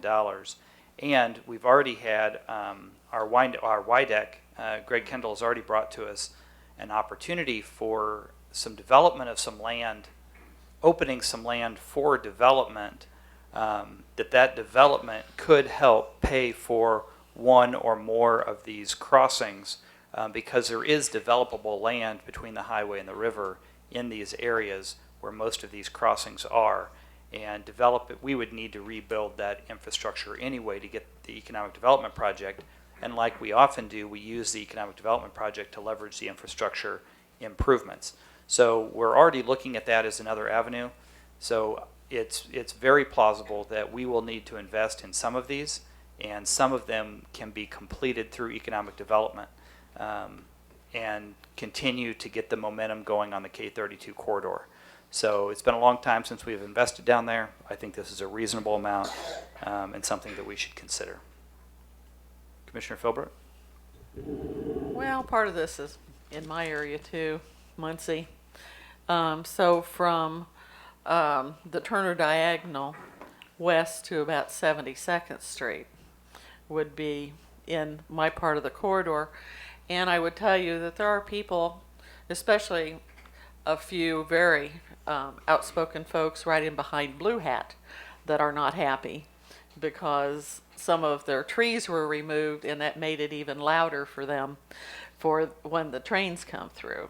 And since then, I have had a lot more comments about the amount of noise when the trains come through and the whistles are blown. And I can tell you, living up on State Avenue where I do, I can hear them myself. So, and that's a long way up. So a question for you guys is, which one of these phases would deal with Muncie? And the other thing is when you're talking about Wyandotte, which one of those areas, does that include some of that Muncie area too?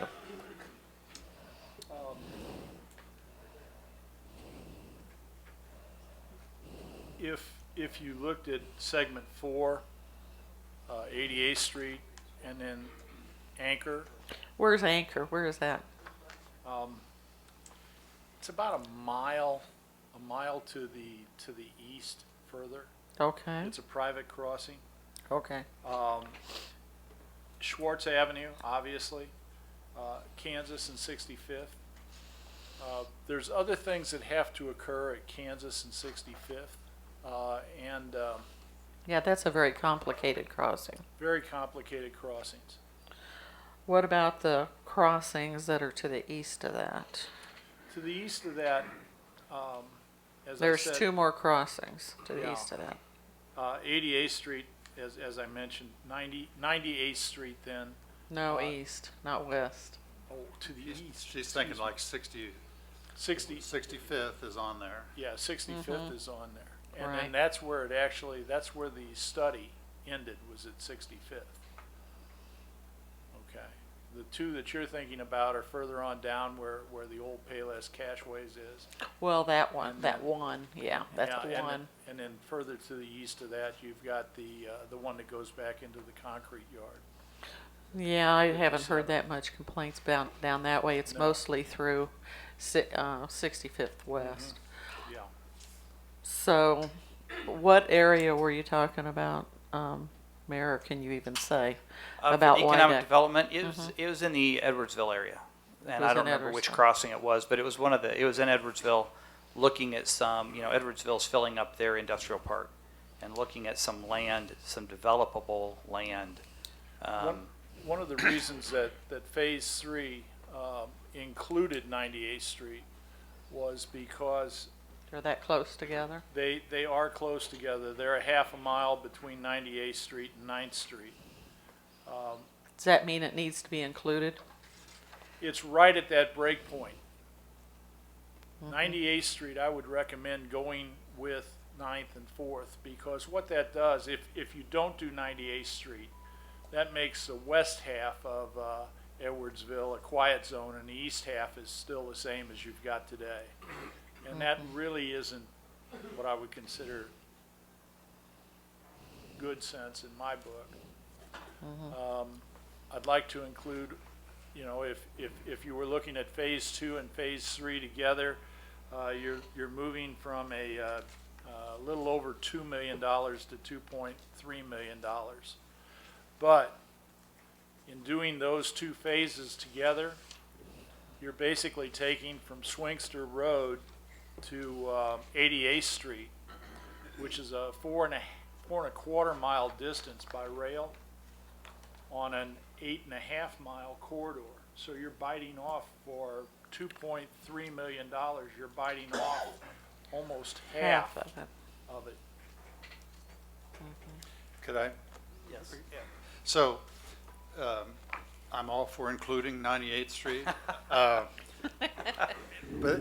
the way I proposed, or made my proposal, is at least the 3 crossings that I mentioned, because as Mayor mentioned, there are other opportunities.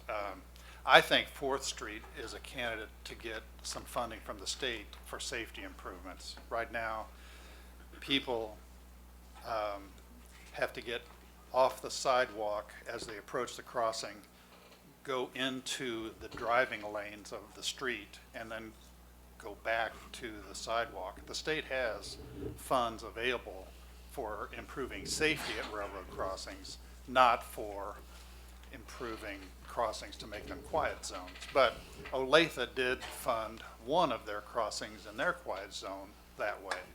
So that's a possibility. Economic development to help pay for crossings, that's a possibility. So I said at least these 3. If we can make more than those 3, it would be great.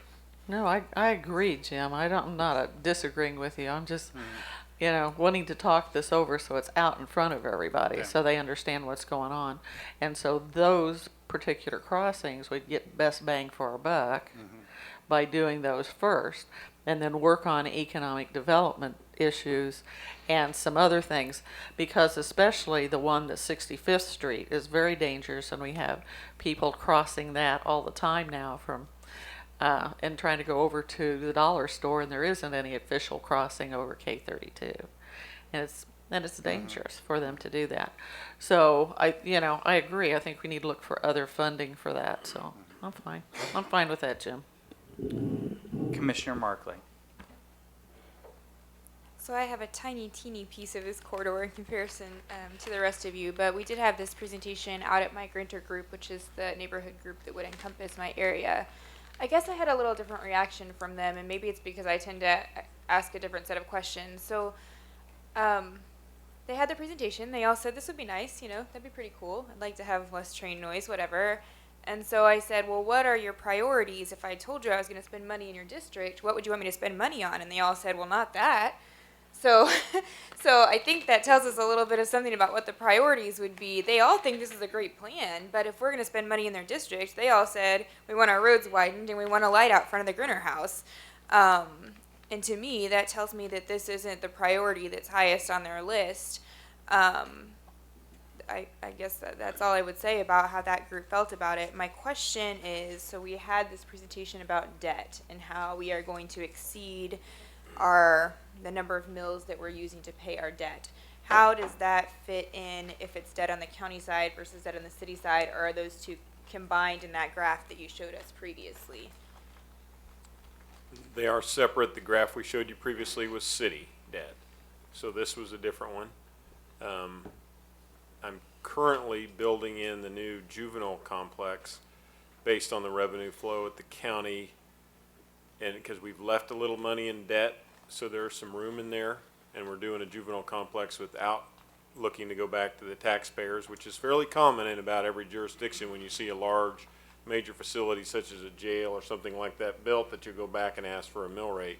It's built in without any kind of an increase there. If we ate $150K out of it a year, it would have some impact on, you know, the fungibility of that. So the other thing we discussed in that neighborhood group, I knew I had one more thing to add to that part of the discussion, was this idea of using development and in having that development help fund this. I love that idea. That's actually where I thought we were headed when we started this whole quiet zone study, was that we were going to pool resources, all of the cities were going to be in it together, and we were going to have this development money, and we'd use all these monies together to move us along. What I'm hearing today is we have our money, our money, period. And that doesn't sound as good to me as let's use our development money and pull everything together. So I'm concerned about that as well, because when we spoke at the neighborhood group, that, you know, we talked about that development option, and they all said that'd be great. You know, when we get new development and they're taking the taxes off that, yeah, use that, do your quiet zone. But it doesn't sound like, it sounds like that's an option, but it doesn't sound like that's an option that we're headed toward right now. The option we're headed toward is let's put this in our budget and fund it ourselves. And I don't know how I feel about that. Quick question. How much is it a year for all four of those together? Because I know we have to pay for, it's almost like lease and upkeep for each individual one. Right now, the projection is around 15,000 a year for the signals. Each one? Yes. Okay, that's all I wanted to know.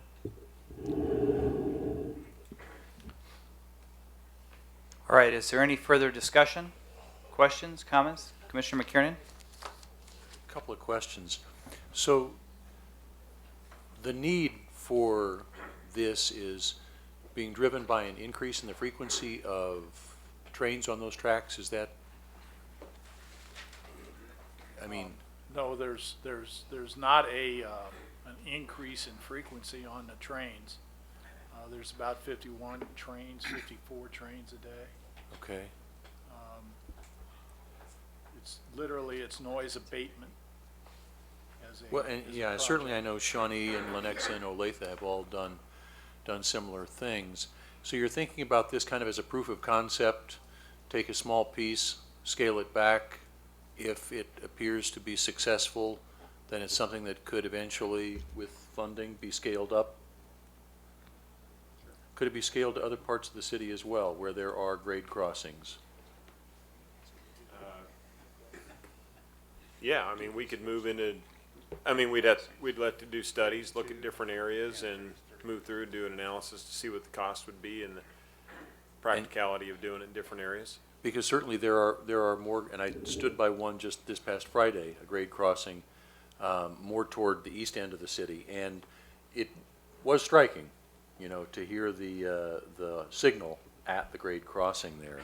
But did I just hear that there's going to be an annual maintenance piece above and beyond the initial construction? So we're going to commit ourselves to the debt, but also commit ourselves, and that was 15 per crossing? Or Yes. as an aggregate, 15 for those four? No, per crossing, basically. Okay. Thank you. Equipment maintenance fee. Townsend and then Kane.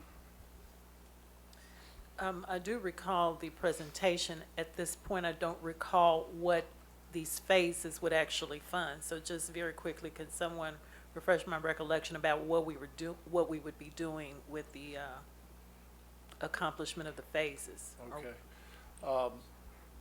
The monies that you're looking at up there for the different phases include all of the equipment that would be necessary, the roadway improvements if necessary. All of these in your proposal, sir, were all with medians and lighted gates. Some of them had widening where necessary. Some of them had sidewalk where necessary. However, none of them included any right-of-ways to be purchased. And part of the quiet zone requirements, besides being at least a half a mile in length or longer, is that they cannot start or stop on a private crossing. And Holiday Sand is a private crossing. So we would have to enter into a right-of-way agreement with the owners on the south side of Holiday Sand, or on the south side of the railroad right-of-way there, to buy the crossing from them. And we have no idea what that cost would be. So there is an unknown on the phase 2 element. Can I add one more thing? Yes, and then Kane and McKiernan. Oh, Go. ahead. This is not specifically part of the budget discussion, but related to this, there are a lot of questions that are coming up right away.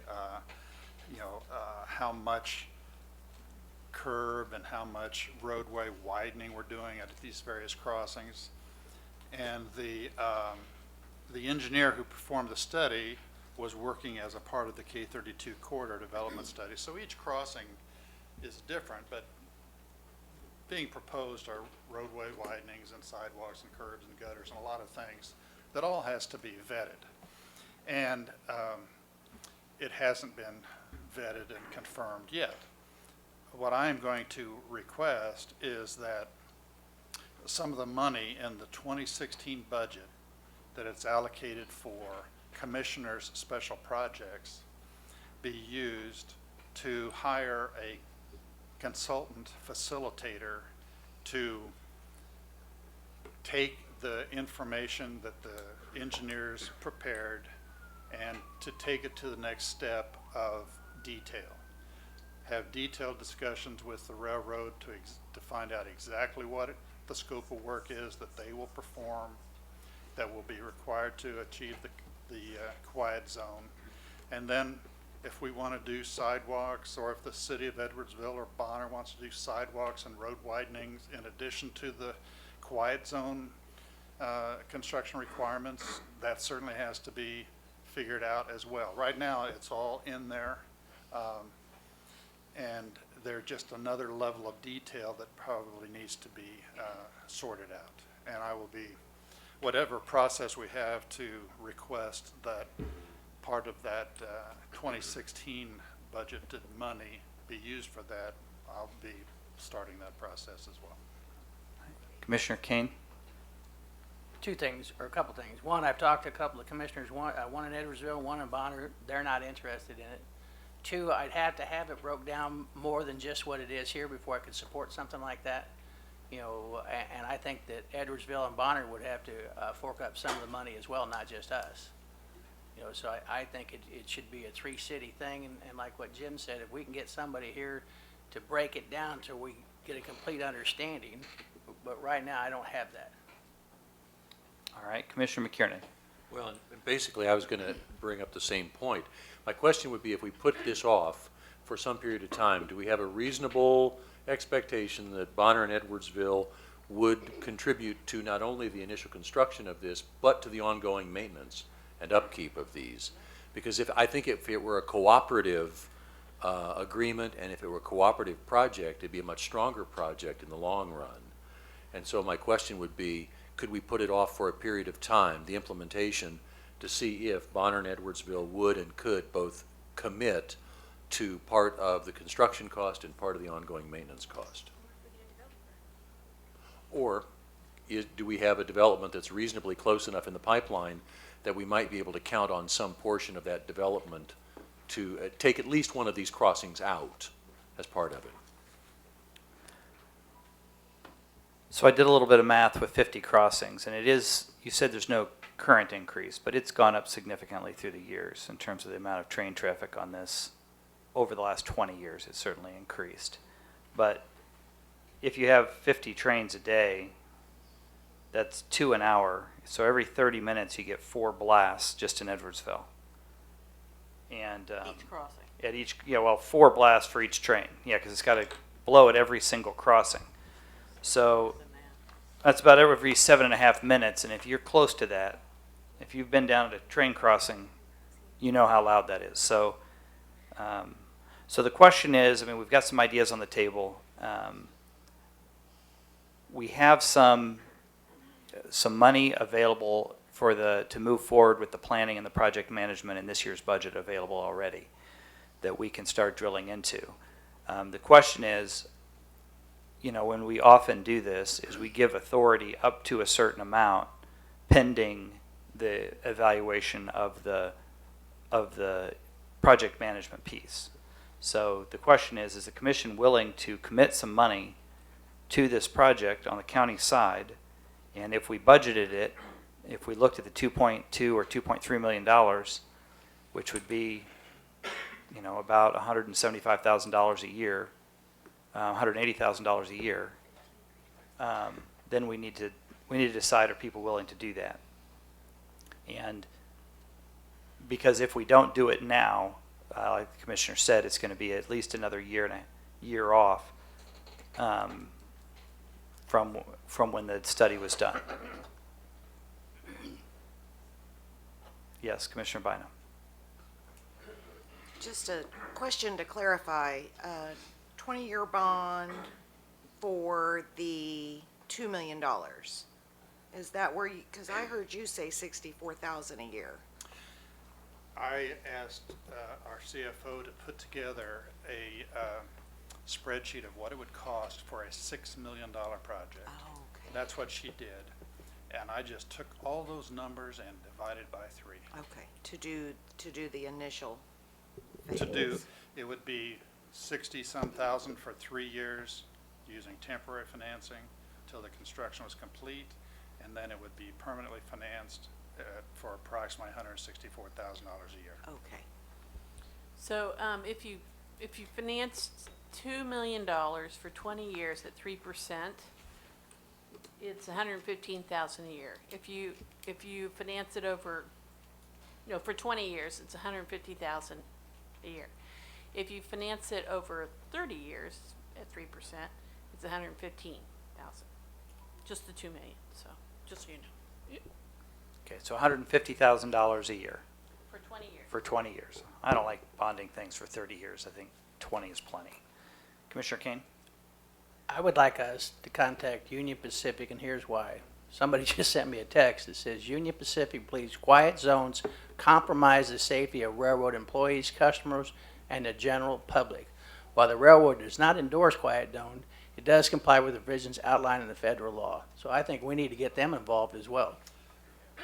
Yes, I think I said that we needed to have conversation with the Union Pacific because they will be doing the construction.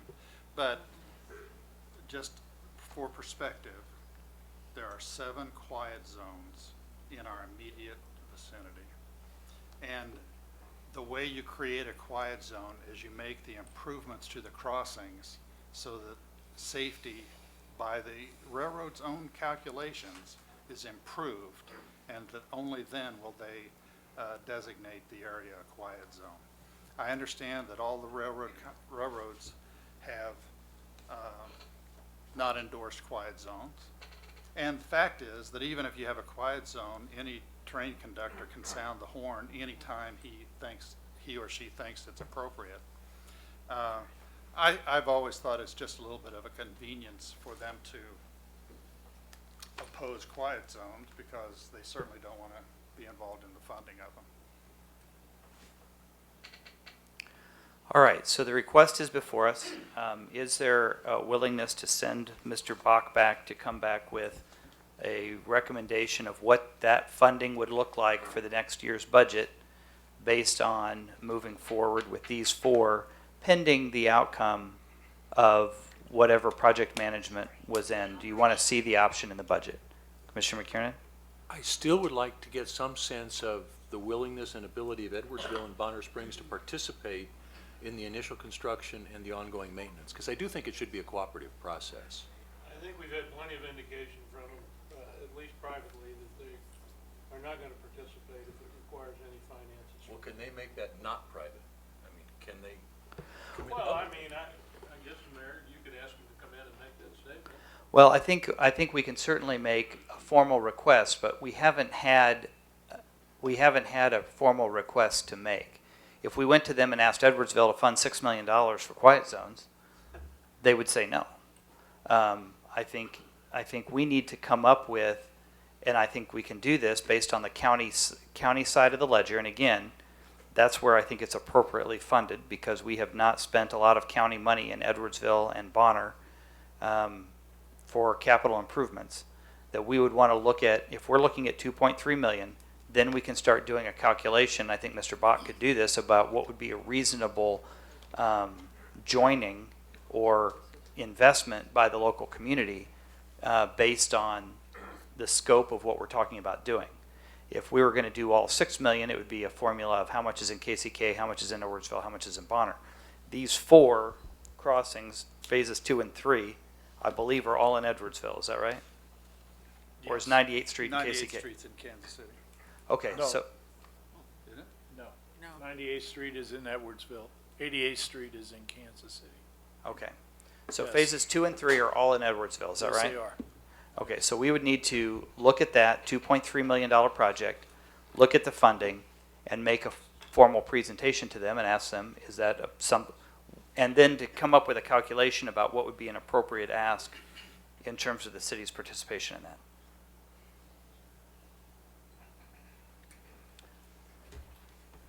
All right, so unless we want to set a threshold here, I think I'd rather Mr. Bach work it and come back with a recommendation than we try to set a percentage. That'd be fine. Comfortable with that? Do your Mr. math. Bach, are you comfortable with that? Am I receiving direction to build this into the 2017 budget? I think. I don't think so. What would it look like to build? Well, can you get it built by the proposed timetable that the mayor has set for approving the budget? To get a proposal in front of Edwardsville Well, and have them tell me whether or not they'll fund a portion of it? I think what we're going to have to do is see what it looks like on the county side based on the temporary notes and the regular financing that we would do for a budget of this kind. I think we can do that in a week. And then what would be an appropriate amount, and then we could approve or disapprove it pending the participation of the other communities if we wanted to tie it to that. And then if they decided not to participate, we can come back and talk about that. But I think, okay, so Mr. Bach says he can do that. He can build that in and bring it back to us. And we often do projects pending. So, but let's get it built in and see what it looks like. Commissioner, anything else? Nope. All right, thank you. The next one is JFK Recreation Center. Mr. Bach? All right, we have JFK Rec up here next. I think it's on our Argentine. slides. I think Argentine's Next slide. is JFK Rec. All right. Argentine's next. I thought we had the slides different than the agenda, so. Well, you all have Argentine first. Okay. Move fast, come on. Yeah. The, I don't know if it matters. Okay, we're gonna talk about rec centers next. We have 2 rec centers coming up. JFK and Argentine Rec Center. I'm not sure there's a lot of difference between them, but we'll hit them both.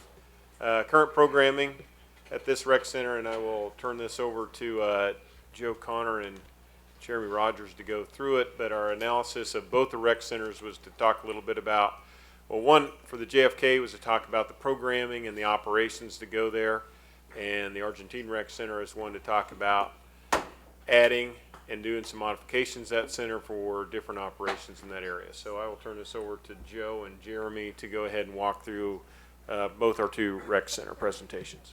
Sure. So on the JFK portion of our presentation, and to remind the commission, at our public input session back in February, we got a lot of responses about JFK and needs to, a lot of just needs for JFK.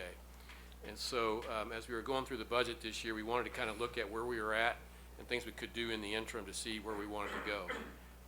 One thing that we're really kind of holding hard on is our Parks Master Plan process, which is going to be the community input and buy-in to what rec centers ought to need, what parks need, those kind of things. So we don't want to really jump the gun and start putting a bunch of programming in different places without listening to the community. So just wanted to go through currently kind of where we're at with JFK, and I'll let Jeremy come in with some follow-up. But so we're currently, the centers are open from 2 p.m. to 9 p.m. And that's generally for all of our centers except for Argentine Rec Center. It has additional programming that's been put into that particular facility. During the summer, there's different camps and things that require the center to be open earlier, generally around kids and basketball and things like that. So during the summer, it's more than 2 to 9. And in September, what Jeremy would like to propose is that I'll let him talk about his staffing plan for that, but is to open the JFK facility earlier and provide some additional programming. But again, while we're assessing usage, we're assessing what the programming needs are, and we're figuring out how to build this into the end product for the master plan to be wary of that. So, Jeremy, if you want to talk about your staffing, how you would do that.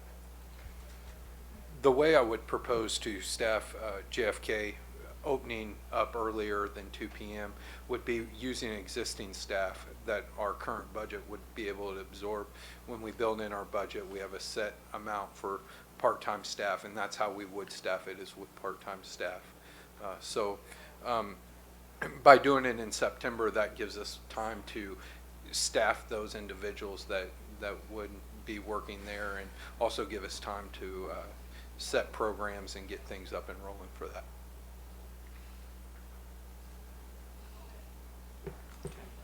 Commissioner Bynum? This was one of the items I had requested. The Parks Master Plan, we budgeted for that in the current year, is that correct? Yes. And do we have a master plan underway?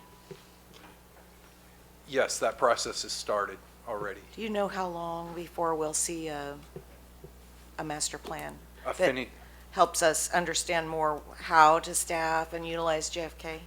the calendar that the firm that we have hired to do that will roll out the master plan in April of 2017. So it's April of next year before we'll see the results of the planning process? Correct. Okay. Yes. So in the interim, you're hopeful to use existing staff, provide more programming at JFK starting at an earlier time, and then assess that to see if there's benefit. Am I tracking? You're correct, absolutely. That's all. Commissioner Johnson? No, I think that that's the main thing that I heard from the community, that we sat down and talked with some folks as well, and we heard it at the public hearing. So the fact that you will be doing that is exactly in line with what was requested, so I appreciate that, and am interested to hear the feedback in terms of the programming that they think will be feasible for that facility at that particular time. I'm very interested in hearing that, so thank you. Okay. Next one. Next slide's it. There it is. Okay. So Argentine Recreation Center. This is a concept that was brought, again, before the standing committee a number of months ago, and we were looking for funding. We included it in the budget for 2017. Some of the activities would have to happen to make this work is what I've got up here on the slides. We'd have to have a couple of RSPs developed, one for the private operator and one for the construction phase. We estimate that interior construction would be 90 days and exterior would be 120. Again, depending on time of year and depending on different factors. One of the things that we're trying to get done with this particular project is to have the facility opened up in January. That's the best time that a lot of the operators think they want to try to open up and gain membership. And so, again, on exterior construction, you're trying to do that in the winter time. That's why I broke those two out from a construction standpoint. What we've included in the CMIP is $350,000. We think that that's going to cover the portion of the facility that would be renovated. And then also we provide air conditioning to the entire building. So that's kind of our project at this point. Commissioner Murguia? Thanks, Mayor. Thank you very much for putting this on the agenda. So it's just as Joe said, this is a project that actually I brought to Doug and Joe in September of 2015. So it's been about a year ago. It was sort of a novel concept. It ties in with the Healthy Communities Initiative and ways to get healthy, affordable options in some of our urban neighborhoods, and a way to begin to ramp up some of our existing community centers, and also frankly to test the market on the potential for these sort of community fitness centers to thrive in urban areas where there's a lower income population. So the reason I asked for it to be on the agenda is just what Joe said. I'm simply asking that we amend this 2016 budget to add these costs to 2016 so the work can begin this fall, so that it can be open and ready to go in January when everybody wants to join a fitness club and make a New Year's resolution. If we don't start the project until January 1, which would be 2017, by the time all of these deadlines in the construction was met, it'll be spring, and memberships in clubs drop in the spring because people choose to spend their time outside walking or in more outdoor types of activity. The other offer that I have is, and this is why you might have been wondering why I was asking the criteria to fast track things, is that our criteria in the past has been for economic development and for health-related projects, as well as grant funded. So the organization in which I work for, Argentine Neighborhood Development Association, happened to come into some money, some grant money that we are willing to donate to this project. But this money has to be spent before the end of the year. And I've talked to Doug briefly about that. It would be a $70,000 contribution to this project, which will enable the community center to do some additional things that they've wanted to do to the community center. Again, this is grant money, this is not loan money, and it's cash, and it's available right away. Would that lower this project cost or take it up an additional $70,000? No, the original bid, as Jeremy and Doug can tell you, was like $600 and some $1,000, and they just cut it back for, cost reasons. And so this additional $70,000, the funder would only fund additional, and it had to be spent by the end of the year. Commissioner Philbrook? I just want to make sure that I understand that we're going to be putting out RFPs for both the construction company and the private operator that'll come in as the fitness or health center. Is that correct? Right, yeah, we would probably do them in the reverse order. We'd want to get our operator first. Right. What we're finding out is the operators have a lot of requirements that we may have to meet with the construction side of it. So we want to get who is the operator going to be, what requirements do they have, and then put that into a construction RFP. So we have everything, both pieces together. But you have to have the operator first before you do construction. Thank you. Commissioner McKiernan? Help me understand how this is going to work. So what percent of the total square foot are we going to take and dedicate toward a private business? I'd say So I can talk about it. So the Argentine Rec Center, if you've never been there, half of it is gymnasium. It's very typical of the urban community centers. Half of it's one single gymnasium. The other half is a series of community rooms that can be opened up into one big space. There'll be some modifications to the interior of that, but let's say, so you're dividing it down the middle. The gym obviously will stay. The other half that is community rooms will go to become, let's just say, an Anytime Fitness recreation center.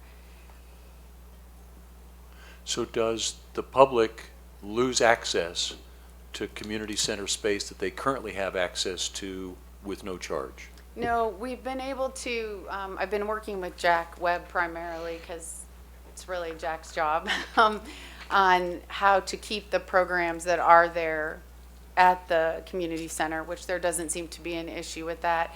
In addition to that, with the development in Argentina of the new Argentine library, there is a number of spaces available there. And then, as you know, the groundbreaking for the new South Patrol Police Station encompasses a new community room.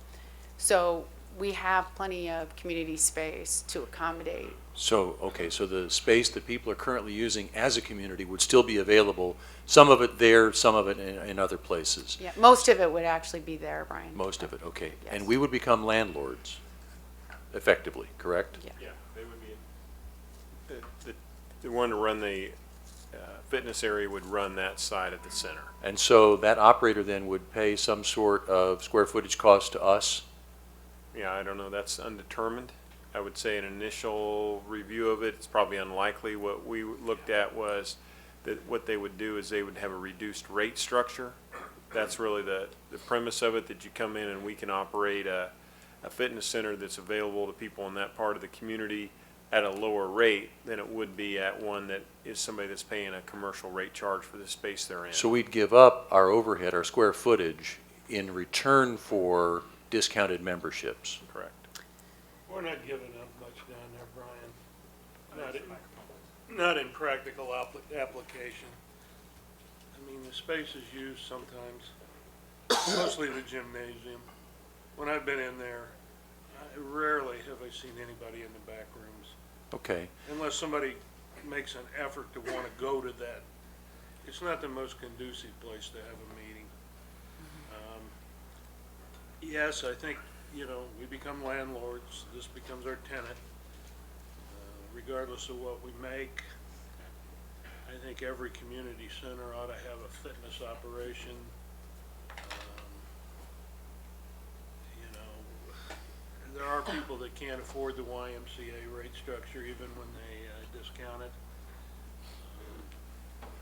This is easily accessible to a poorer community, a minority community, not poor and minority necessarily together, but just simply you have a mix of people for which the nearest facility right now, I guess, would be either in Johnson County or the soon to the old YMCA. Okay. There's nowhere to go. So how many of our community centers are currently air conditioned? Because that seems to be one of the big overhead costs here of the renovation. None of our community centers are completely air conditioned. Most of them have different spaces, with the exception of Eisenhower, as it's attached to a school. So I'm going to say I really have no problem with this concept, but what I'd like to see is if we do this for this one center, then what I'd like to see is that we have a plan to sequentially move these kinds of improvements around to all the centers to try to implement this same sort of reduced rate fitness coverage, because I think there are lots of communities. Commissioner Walker is right. There's a lot of communities that could benefit from this, and there's a lot of community centers and citizens that could benefit from this type of renovation to our existing centers. So what I'm saying is, when this is successful, I'd like us to use it as a model and have a systematic plan to implement these same sorts of upgrades, whether it be one a year or two a year. Maybe we have a 12-year plan. But by the time we're done with it, we have thoughtfully and systematically upgraded all of our centers using this one as the model on which we build that. And what's the breakdown on costs in terms of the $350,000? How much of that is going for the fitness center, and how much is going for the air conditioning of the building? Yeah, so we're estimating about $75,000 for the air conditioning of the remaining of the building, so the rest of it would be for the construction of this fitness center. So about $275,000 would be for the construction. Would we be putting the equipment in there? No. They would be providing the equipment? That would be part of what we put in the RFP, that we can make the space ready to your specifications, but you have to staff it, equip it, make it ready to go. Commissioner Bynum. So would we be asking the operator then to make a fairly long-term commitment to be there? Like how long? Can I talk to that a little bit? Okay, so when projects go on for a long period of time, there's lots of discussion. I forget that till we bring them in front of the commission, and then I have to sort of back up. So when I brought this concept to to Doug. The reason I brought it to him is because, Brian, for what you said, I felt like our community centers were underutilized. Really, they're buildings with nothing in them. As we were talking about JFK earlier, the concern is that you have a building, ooh, that's great, but you're not running anything out of it. That's the difficult. So you have this underutilized space that if we paid our own heat and air conditioning bill, it'd be a huge waste of money. We're just fortunate enough to have the arrangement we do where we don't, okay? So when I first brought it forward, I thought, yeah, this is a money maker. I looked at it from a very business perspective. I said, Doug, charge him a square footage price, let him charge membership fees. The concern from Doug, and you can correct me if I'm wrong, Doug, was that we can't charge fair market rates out of a tax-paid community center. I said, that's why this took so long. I said, okay, so you tell me, Doug, what you want and what is reasonable in the way of a community center where we have a public-private partnership so we can start to offer our residents, our citizens, quality recreation opportunities. How do we do that? Since we can't afford to do that, how do we create that opportunity for others and stay within your guidelines? He said, well, and even he laughed and said, if you can find a fair market company that will offer state-of-the-art equipment and charge community center rates, we'll take a hard look at that. Now, I think he thought he was tasking me with the impossible. Frankly, it was, I don't think that's ever going to happen. And we were lucky enough to figure that out. But how we're able to do that is by not charging them rent on the space. That's how it becomes more feasible and more doable. So, Melissa, I have to tell you the truth. I'm glad you're looking at it sort of like a pilot, Brian, because we don't know if it will be successful. So the whole reason in doing one instead of 7 or 6 is to say, hey, would this be successful? And then maybe it will be successful in Argentine, but in another area of the city, maybe we want to set up more a programming-based community center where we're offering different kinds of health programming. It just really depends, and frankly, as an old community organizer, I think that needs to be driven by the community where the community center is at. So I think this is what we talked about earlier when we talked about the tax rate. These are things we can do for our citizens that in the scheme of things don't cost a lot of money. And they feel like they're getting something for those tax dollars that they're paying. So no, Melissa, I think it'd be difficult on $1 million worth of fitness equipment to lock somebody down on a 10-year lease. Yeah. Just a couple years, just something committed longer than a year is Well, really what I was It's not going to thinking. cost him anything except the cost of his equipment. So he's going to want to try to hit the ground running, get as many memberships, because he's going to have to pay his banker for the equipment right. that he buys. So he's going to want to try to hit the ground running and be there as long as he can to recruit members. Hopefully that's a little better history. I would say that becomes a little bit of the valuation. I don't know that we've said it and said, well, we got to have a minimum of this many years. Right. Now it's more than Right. one. Yes. I'd like to think we'd come out to it and have somebody locked in for 5, and then you kind of work at it from there. I'm not sure how. No, I think that's great. I just had one more question and comment. I need legal or someone to help me understand again how it is we preserve our tax exempt status for the building. I know you've told me in the past, and I just want to make sure I understand. The second question is for Jeremy. We had talked about with the JFK programming that almost all the buildings have programming that runs from 2 to 9, you said except for the Argentine Center, because we have programming there. So that, I want to circle back around to that, just making sure that we have programming going on there now that starts earlier than 2, and we're going to move that programming to other places. I just want to make sure I'm hearing correctly. The programming that currently exists at Argentine before the 2 p.m. Time slot is the fitness center, Okay. existing fitness center. So it's this same kind of activity. It's just so what he's talking about is there is currently a very small weight room workout area at Argentine Rec, but it's predominantly free weights, if you know the difference, and females, which make up the majority of the population in Argentine community, feel it's much more geared towards men fitness, male fitness. Okay. So it's kind of limiting. Okay, and then if I could just understand the tax question. Well, the tax question would depend on what kind of agreement we had with the operator. I think the closer we have to where we actually have a lease type arrangement, the closer it would be to we would come to lose our tax exempt status. And the appraiser and VOTA and the courts are pretty clear that you can't really divide parcels out if it's all one building. So that would apply to the entire building. Now, the closer we come to like a management agreement, where it remains our building and they just manage an operation there, then the more likely we are to preserve the tax exempt status. Commissioner Walker. Okay, Doug, you know, I don't mind moving this project up. But what I do mind is if we do move it up, we're taking $350,000 from somewhere.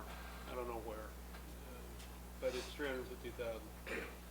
How certain are you, or how much of a guarantee are you going to give me that this is all for not for not, that you're going to make that January deadline? I mean, there's no reason to move it up if you come in and say, darn the weather or whatever it is, and it's not going to open until March. There was no reason to move it up. Right, most of it. Well, I guess I would just say that I would never guarantee that. I would just tell you this would be an aggressive timeline. We have done some legwork already on this particular project, so it's not like we're going in completely starting from scratch. But I mean, that would be the goal. If that's, you know, that's why we laid out the specific, you know, Yeah, I weeks for know. RFP. And I've seen a lot of these. So you already know what you need done. generally, You already have that. we have a general idea. Again, it depends on who the operator is, and then it depends on, you know, getting whatever their construction needs are, any specifics that they need to have. You know, for example, if they require a certain type of equipment, and you have to wait 30 days to get it in, you know, or 60 days or something, we can't control that.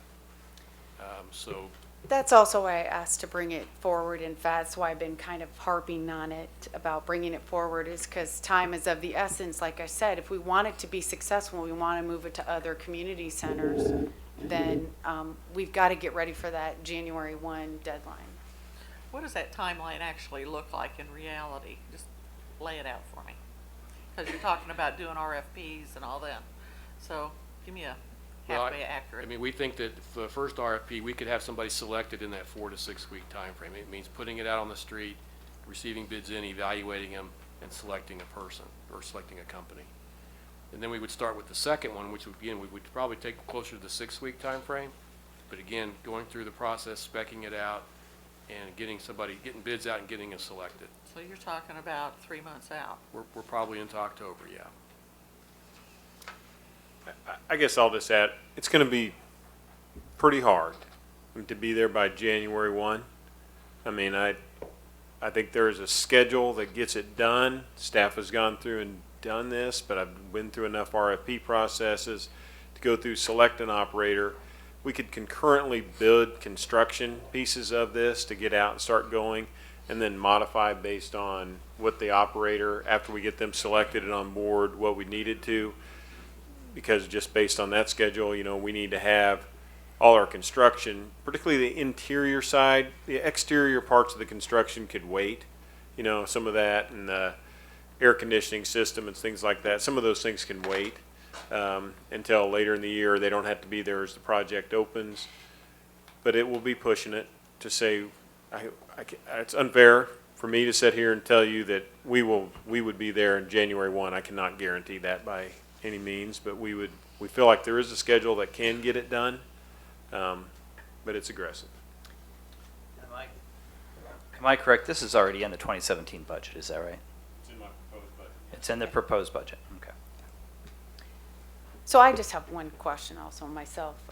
So does the cash help you if you were able to get that cash right away, move some of the stuff forward for repairs?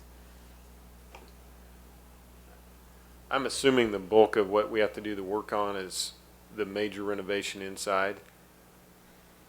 So not a whole lot. I mean, it's getting the operator and getting all the bids done and then getting the work started. I mean, once we're good to go, I mean, we're gonna fund this with cash. I mean, so that's how it's gonna happen, so we'll have. Well, do you cash want the once we're ready. $70,000? Because I could spend it a lot of places. No, we'll take that either It's way. $70,000. We can spend 70,000 this year, Okay, even if we do so- the project next year. Yeah, so whether you all decide or not, just so you know, I'm giving Doug $50,000. So if you do it before the end of the year, spend it. If you don't, I need it back. So I'm going to be out of town, as you know, and I just wanted, you have it, and you already have the $20,000. So you have my $70,000 for the project. Hopefully you can get it done January 1. I just clarify, that's made out to the unified government. Also note, it doesn't have a signature on it. Should we? Oh, here, I'll sign it, sorry. Nice catch, Mayor, nice catch. And I can tell you've been a boss for a while. Gosh. It's amazing how Sorry. that is There you easy go. to get a signature. There you are, sir. And he already has the 20, so you have all $70,000. That money really does need to be spent before the end of the year. It is the only requirement to the grant. Is there, are folks willing to move this up to this year instead of next year? All right, I see a consensus to go ahead and move it up. Thank you very much. All right. Next item, Mr. Bach. All right. Next item on our agenda is regarding the fire stations. And I'll have Chief Jones move up front with Joe on this one as they'll be doing the bulk of the presentation. But this project is really one that sets out from, I think, as we started a couple of years ago, doing an overall comprehensive look at all our fire stations, knowing that we needed to do a lot of work, a lot of remodeling, potential need for new stations. We've gone together and done this analysis. I'll have Joe and Chief Jones get into this. But the overall initiative behind this was how can we go through and complete this in an efficient way. We built a budget this year that allows us to start this process, looking mainly at savings we'd have through various operations and be able to move forward and do this without having to add any kind of tax increase or anything like that as we go through it. We could figure out a structure that allows us to do debting to this but have other means to pay for it. So I know Commissioner Kane has this on there, but we'll go through and set this up and then turn it over like we have the other ones. Sure. So I'll just go through the slide real quickly. This is most of the information that you've probably seen before, but we have had the fire operation studies completed, and that did include a very detailed assessment of all of our fire station facilities. There's actually a separate report on each particular facility. We are addressing this through the Labor Management Committee, and there's a comprehensive plan that's being developed. It's supposed to be completed by the third quarter of this year, according to we set our own kind of time frame for that. And then, you have approved funding. Actually, there's some in 2016's budget as well, but in 2017, funding for land acquisition and facility planning as well. And I'll turn it over to the Chief then for additional comment. Yes, this, the fire operations study was completed, and that was initiated through a labor management process as far as, as part of the previous contract. We came together, selected the consulting firm to do the fire operations study, but it was as part of an overall labor management process that came together and that continues, as Joe stated. The Labor Management Committee, of course, is identified, and the fire operations study component of that is bridged into a strategic planning process as part of this labor management initiative. And then through that, the development of the plan, and I guess you would say the plan to address, what was identified, and that is that we are in dire need of upgrading and also looking at new facilities regarding fire stations. And so the schedule, as far as continuing in that labor management process, is identified as the third quarter of 2016, and we were actually kind of in the middle of that process now to identify that plan of action and what we'll do going forward in regards to that. The one thing that, I can't comment on is, where is from the funding standpoint in regards to those recommendations. But I think that it's important to know that, important to establish what the recommendations will be out of this labor management process, and so that we can look towards the future and have a plan of action of how we tackle this and prioritize this plan going forward. Commissioner Kane? Is your joint counterpart team or any of those members here? Yeah, as far as, on the labor side, Yeah. I think there's representatives of Local 64 are here tonight. All right, well, whoever represents 64, please come up here, because when I do a joint program, I do it side by side. I don't do it by myself. I was in a joint program for the UAW and General Motors for 21 years. I think these programs are very important. So, Bob, would you come up here, please? Commissioner, I have a question for you. When we've done the jail study and we've done the police study, we've done that with the sheriff and the police chief, and we've not invited the labor for the police or sheriff forward. Well, there's language We've never in here. done that in our nine There's my 9 language years up in here. their agreement that said a joint union process, factors to be considered in the analysis and the development of station locations, including potential new stations and renovation and expansion or closure. That's in their contract. So that's Right. why I think Bob should come up here. Are any other commissioner opposed to having the union come up here and just sit and watch what's going on?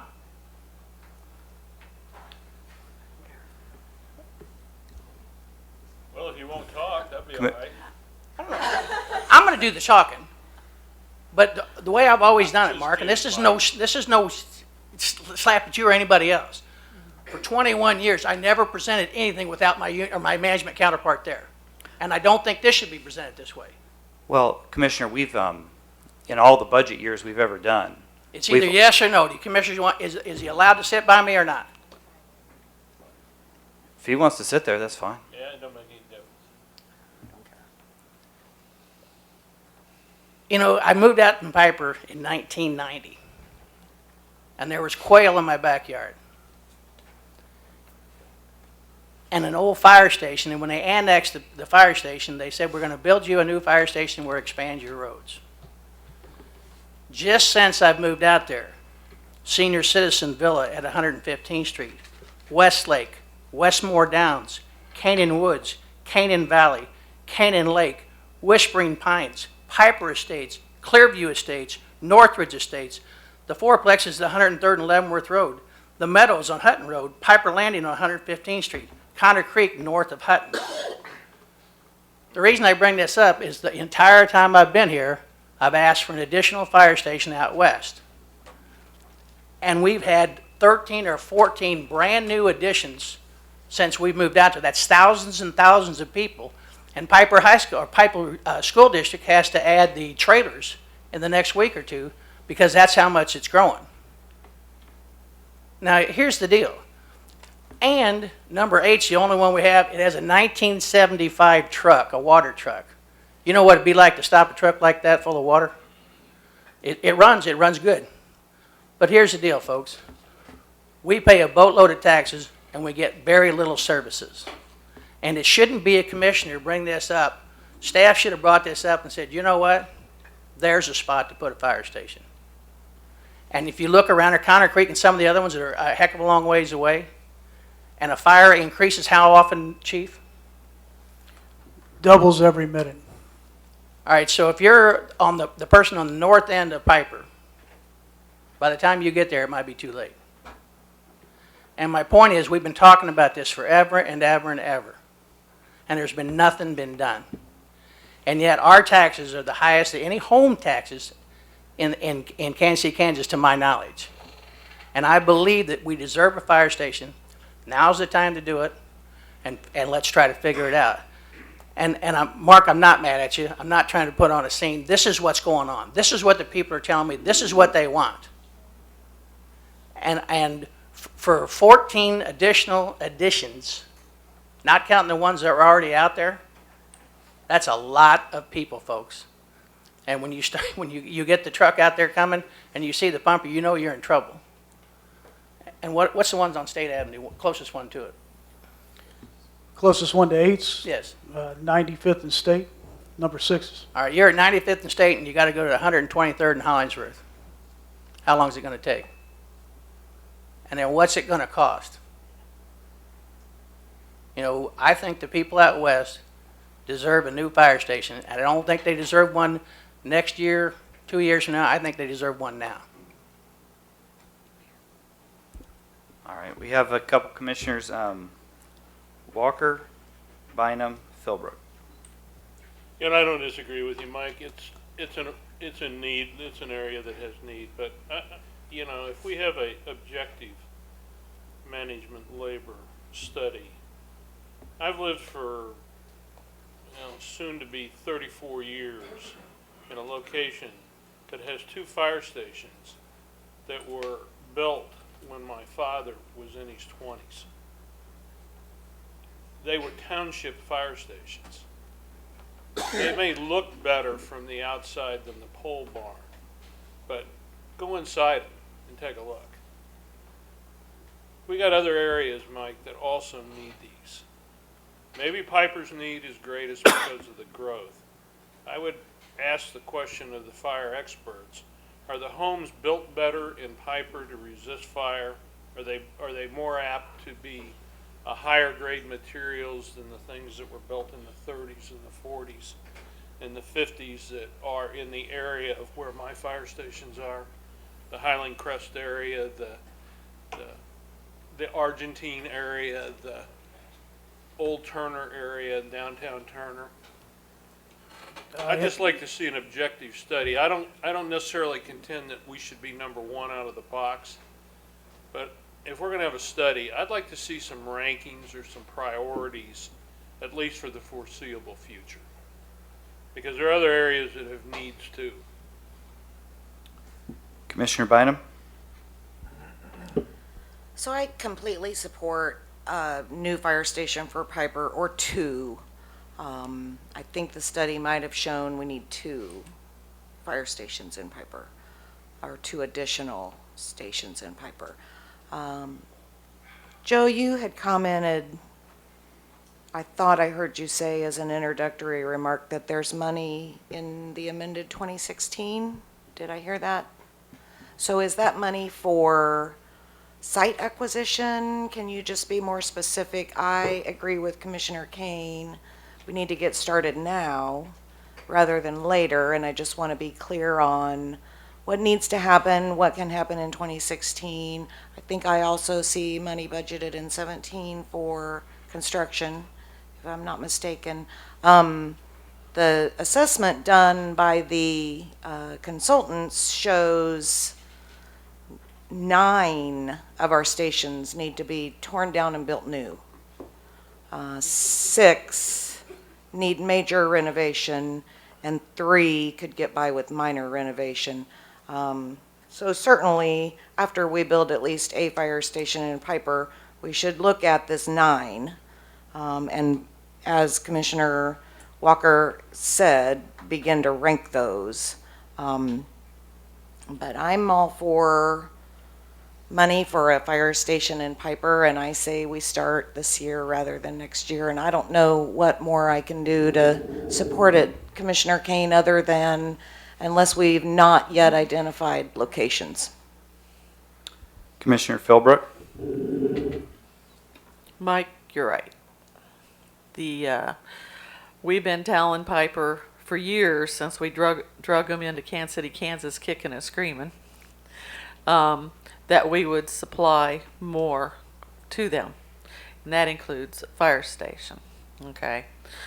I've seen my 3 fire stations in my district, and they all need some TLC, to say the least, and I want to thank my firefighters for toughing it out sometimes there. You know, not that they're absolutely terrible, but they sure could be improved. There is no question.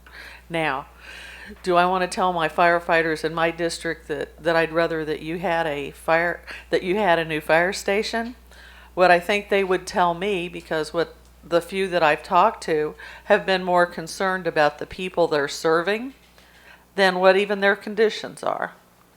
They haven't complained to me about their conditions. I visited, and they're more concerned that they have the right equipment to do the job. And so, I would almost be willing to ask them, put your hands up. Are you willing, are you willing to forfeit your improvement to yours so Piper can have another one? And I'd be willing to bet they'd probably vote yes. But I could be wrong, and they can yell at me and scream at me later. But that's where I'm coming from. Commissioner McKiernan. I do agree. We have to be systematic. We have to start a plan. But I spoke with Administrator Bach last December, I think it was, and I told him that after taking a look at a few of, and especially the township stations, I feel like even as we're developing a plan for new stations, even as we're locating sites, getting the funding, getting the plans together, there are some fundamental things that need to be done to improve the conditions in our existing stations, and I don't think it should wait, and I don't think we should put off the improvements just because, well, we're going to tear that one down in a couple of years. If we have a couple of years' worth of improved working conditions from making some systematic improvements to some of the stations that might eventually be on the demo list, I think we should make them. And I expressed that to Administrator Bach, and I do believe he's built money into the 2017 budget to start that process of correcting some of the working conditions in some of our existing stations, even if they ultimately are on the list to be replaced. Because that's one thing I would like to see is we move systematically on upgrades right now, even as we're getting our long-term plan. Commissioner Markling. So to me, the complication here is that we are waiting for this committee to lay out in more detail which facilities go in what order.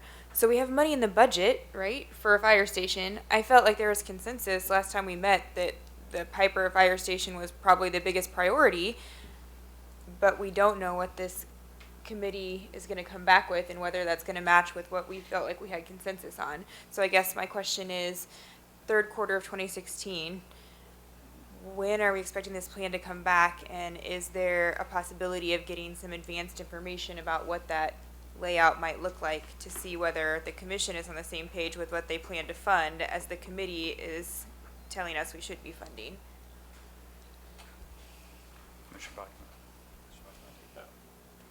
Yeah, I mean, I guess as that's laid out, that is how we've done our committee, and Mr. Wing and I are both on, along with Chief Jones, are both on the one where we look at the fire stations and how that comes out. And this is the quarter we're supposed to get after this and come back with some good recommendations as to how we will lay those stations out from a priority standpoint. So we haven't done that yet, so we don't have that priority. I can't really give you the advance. However, the studies that did come out pretty much laid some of the handwriting out there, where there were a couple of stations that were out in the Piper area. Then there were some consolidated or new stations that were built within other areas of the community. I think it really comes down to our labor management committee coming back with a recommendation as to which one we think is the first priority as to how it would be done. Now remember, in doing this, when you add a fire station, part of the question that has to be answered, are we able to do that with our existing number of companies that we have? And if that's the case, then that means we have to consolidate an existing house somewhere and put two companies into one and be able to move another company out into, say, the Piper area. If you're not going to do that, then there's a whole different funding area that I don't have any funding for built into the budget to say I'm going to add another company into the budget, essentially $1 million, add another fire truck. I mean, I think Chief Jones has fought hard for us to work. We're adding 4 fire trucks next year. We have 2 pumpers, a quint, and an aerial built into the 2017 budget. It's a record number of pieces of equipment or apparatus for us to add into for a number of years. That's not to add an additional piece. That's to take out pieces of equipment we need to remove from operation. So we would need to do that. So this is really predicated on us not just identifying where the right location is, but it's coming up with the right type of strategy and working with our our union group on this as to what company we could consolidate and move out into that new area. What are we doing here? Then, why are we talking about this? We've already got it in the budget. Do we need to expedite the funding? Is that why we're doing this? I don't have a recommendation. Are we waiting on a recommendation for where we're gonna put it? Are we all gonna make a pitch for where we want it? I mean, what is this about here tonight? Let's come back to that question because I think that is the fundamental question. Commissioner Murguia? I just had a question about if we consolidate fire stations and we build new ones and relocate them, and you said that that is dependent upon whether or not we consolidate some of the companies, you call them companies. I just want to know if we do all of that, will then we be able to also ramp up to our minimum manning requirements that the union's been talking about for a long time? That's part of the discussion. But financially, can we do that? Can we afford to? That's the question. That's where I think we're at. So this is why we did the study. Remember, we had all these questions before. Our equipment is completely outdated. The chief took me on a tour of the stations. Our stations are deplorable, not because our guys aren't doing the best they can, but because we've inherited a lot of buildings from townships that are not located in the most strategic places.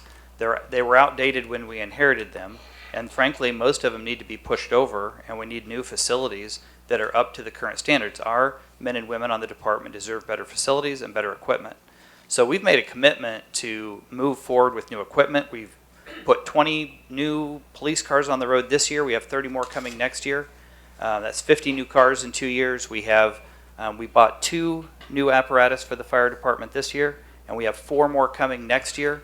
We're aggressively, they're supposed to be on a 10-year cycle. Some of them are on a 17 and 20-year cycle. They're completely outdated, some of the equipment that we have our firefighters running. It's not safe, and we have to improve it.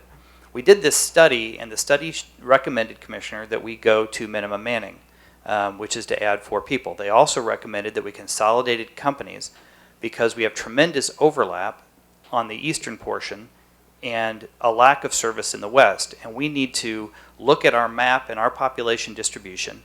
And there are other factors, as you know. We have a lot of commercial, we have a lot of industrial, we have some older housing stock and some newer housing stock. All of that plays in, and our group came back with a recommendation of where we should put our firehouses. If we had a blank slate and we could put them anywhere, where would we put them and how many would we build? And that's where I've said we need to be committed to the 4-minute response time. That's the national standard. I'm committed to it. We have areas of our city where we have 2-minute response time, and out in Piper we have 15-minute response times. So we've got to redistribute our resources for maximum effectiveness. The study showed that we're overstaffed in our department, and because of the overlap. So if it's true that if the study is true that shows we need more out west, then it's also true that we have too much in the east. And we're not talking about eliminating service in the east, we're talking about bringing it to the 4-minute standard that is the national standard that we should commit to. But we have too many firehouses in the eastern portion, and they're in largely deplorable condition. So we probably need to build 8 new firehouses, 8 to 10 new firehouses to provide adequate facilities in the right locations. And so we're committed to doing that. I mean, I want to implement the full study, but I don't want to implement it piecemeal. And I'm not committed to building a new fire station until we have an implementation plan for how we're going to consolidate in other areas. And they need to go hand in hand. Because I think for a lot of reasons, strategically and politically, we're going to need to build in the east as well as out west at the same time. And we're going to be able to do that, but the way we're going to do it is by following the study and reducing the numbers of personnel that we have, not through layoffs, no one's going to lay anybody off, but through natural attrition, so that we have enough personnel savings to fund the investments we need to make for the long term. How do we do that? Well, right now, we're working through our labor negotiations for our contract. Our contract has a number of provisions in it that we need to work through that enable us to implement our full study. If we don't make some changes to our contract, some global changes to our contract, we're not going to be able to implement our study. If we can't implement our study, then we're not going to be able to build the firehouses that we need to build. So it's all tied together. So we're working on the contract right now. It just went to fact finding, And so it's in the hands of the state right now to set up the process. But we should finish the contract negotiations by the end of this year. And then we have the money in place for land acquisition, for design, so that we're ready to go. As soon as the contract's finished and we have an agreement on what level of service we're going to have, we're ready to start building. But we've got to do it in order. So I think that I 100% agree.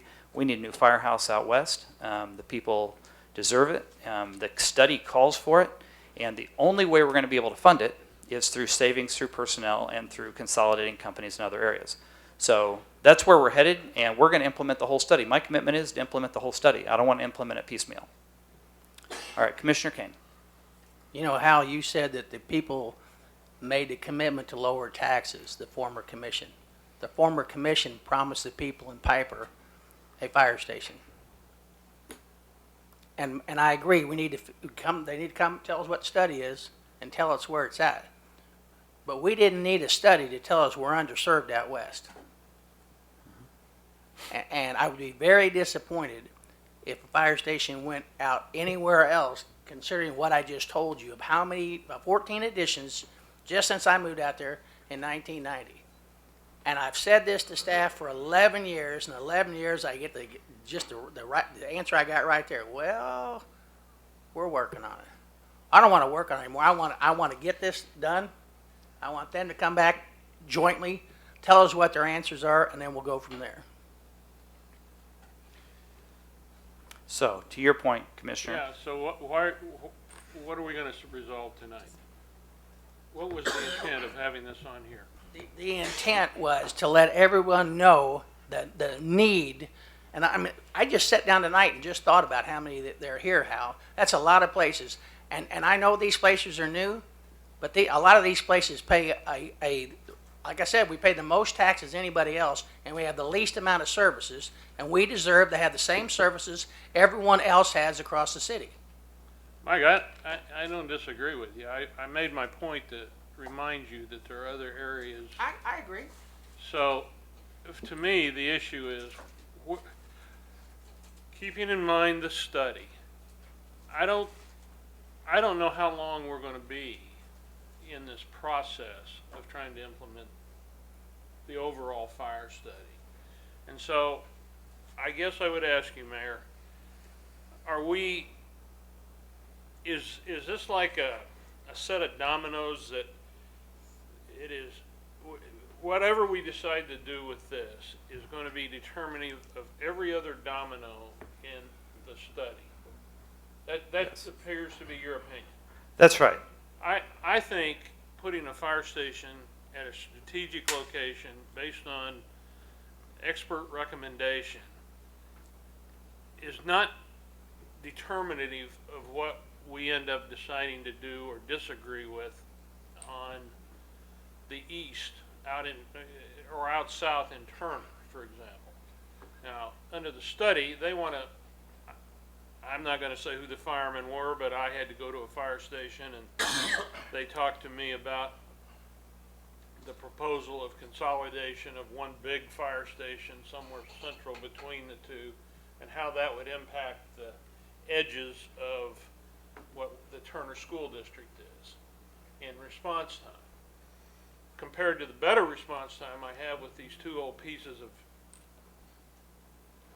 demolition eligible fire stations. So that's right. I guess, I don't know, Mayor. I just feel like we know, everybody has known for 20 years we need a fire station in the west. The pole barn is the joke of the community, if not the metropolitan area. We need a station out there, and I don't necessarily agree that everything else depends on where we place that fire station. But I do understand your connection between, their contractual requirement of they have to have so many companies and, what are we going to do with this company? Well, that would assume we're going to keep them in the pole barn until we build the new one, unless we build the new one where the pole barn is. Well, we need to rebuild the pole barn. The pole barn's got to go. But we also need to build another one in another location because we need the pole barn. The study shows for the pole barn plus another one. So we need two out west new. The challenge we have, and Mr. Bach said it, we've got to put a company in it. I don't want to build a building. If we don't put firefighters in it with a truck, there's no sense in building it. Where do we take it from? That's where the comprehensive study comes in. That's why we brought in professionals, because you start closing firehouses without a plan and people get worked up.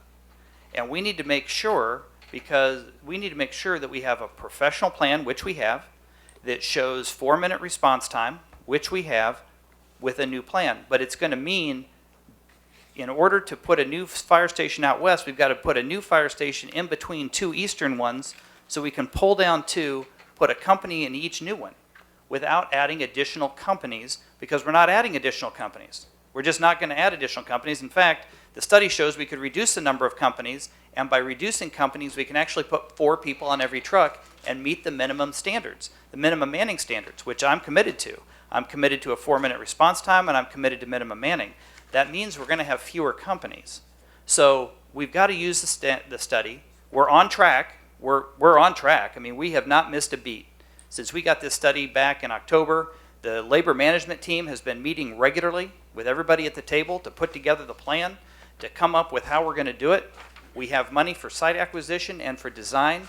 So as soon as we have an agreement, we can start building fire stations. And that's exactly how aggressive we need to be. Yes. So this is just what I would say. Doug, I think you said there are several members of this committee in the room tonight, including yourself. And I think what you're hearing here is that there's a consensus that Piper Station should be a priority. So we're looking for your recommendations, but I think if you're going to come before us with a recommendation that station be 10th in line, you know what kind of reaction you're going to get. And if you want full approval of this plan, the fact that we place that as a priority should probably weigh into the plan you present. That's just what I would say comes out of this discussion tonight. That's right. The other piece, and I'll just finish with this. Closing fire stations is a very emotional piece in a community. And I tell everybody, you know, the hospital I was born in has been torn down. Elementary school I went to has been torn down. The church I was baptized in has been closed. The church I grew up in is closed. Mayor, you're So beware City Hall is all I'm saying, right? But I'll tell you what, it was the doctors and nurses in the hospital that mattered. It was the people in the church that mattered. It was the teachers in the school that mattered. That's what stuck with me. It's the people in the stations that matter. Our firefighters matter the most. And we need to not be committed to buildings. We need to be committed to our firefighters' safety and quality equipment and quality facilities. And we need to be committed to a 4-minute response time, which means we have areas of our community that have less than a 4-minute response time. We can't afford a 2-minute response time. We can't afford a 4-minute response time. It's a national standard. We can't be nostalgic about our buildings. But without a comprehensive community plan that says this isn't about your neighborhood and it's not about your neighborhood, it's about the whole community. If we don't present a comprehensive plan, then what we're going to do is we're going to build one firehouse, and then we're going to have a neighborhood fight about how come mine gets closed. And then we're going to fix that, and then we're going to have another neighborhood fight about how come mine gets closed. We need to do this as one comprehensive plan, as one team, moving forward to get it done all at once. Because I think we can, and I think we can really improve the quality of our fire department, equipment and facilities, and put 4 people on every truck like the union's been asking for a generation. Commissioner? So Mayor, I hear what you're saying. I think that takes care of some people's concerns, but I just want to add something. For me, consolidating, I have 2 fire stations in my district, 10 and 7, and I'll tell you that I'm not in favor. I know the study recommends this. I'm not in favor of consolidating either of those. You know, there's something to be said. I'm all about efficiencies and saving money and, you know, things like that, but firemen and women do more than fight fire when they're embedded in a fire station within our community. I don't love the building that fire station number 7 is in. I have no affinity for it whatsoever. But what I care about are the men and women that are in it that make our community better and safer by being where they're at in our community, which is right in the middle of a neighborhood, sleeping alongside of everyone else in that neighborhood. There's a sense of safety and security by having them there that I think we would miss if we were to follow the study's recommendation to locate them in an industrial area where no one sleeps. There are no ancillary benefits to that. No, this doesn't mean I'm opposed to a number of the things in the study. I think are really good recommendations, and maybe there's another way to implement the study. That's why what I've been waiting on, and why it's been so difficult to cast a vote or a straw poll on particular issues, is it looks like the way the budget is drafted is that it's dependent on the savings from this fire study on whether we do some of these projects. And that's okay, except that I need to know I want to know what everybody, the committee, is recommending to us as what they think is a good idea to move forward. And I guess maybe my mind could be changed, but I think it's going to be, and not that it will matter, I'm one vote of 10, but I'm just saying that I think we're trying to make a very business or efficiency decision about the way public safety, we're not taking into account the benefits that they provide currently with where they're located beyond just response times. No, I hear that. I just, I don't disagree with that at all. Mayor, if I might, I just want to ask the commission if you want to open it up for Mr. Wing. Yeah.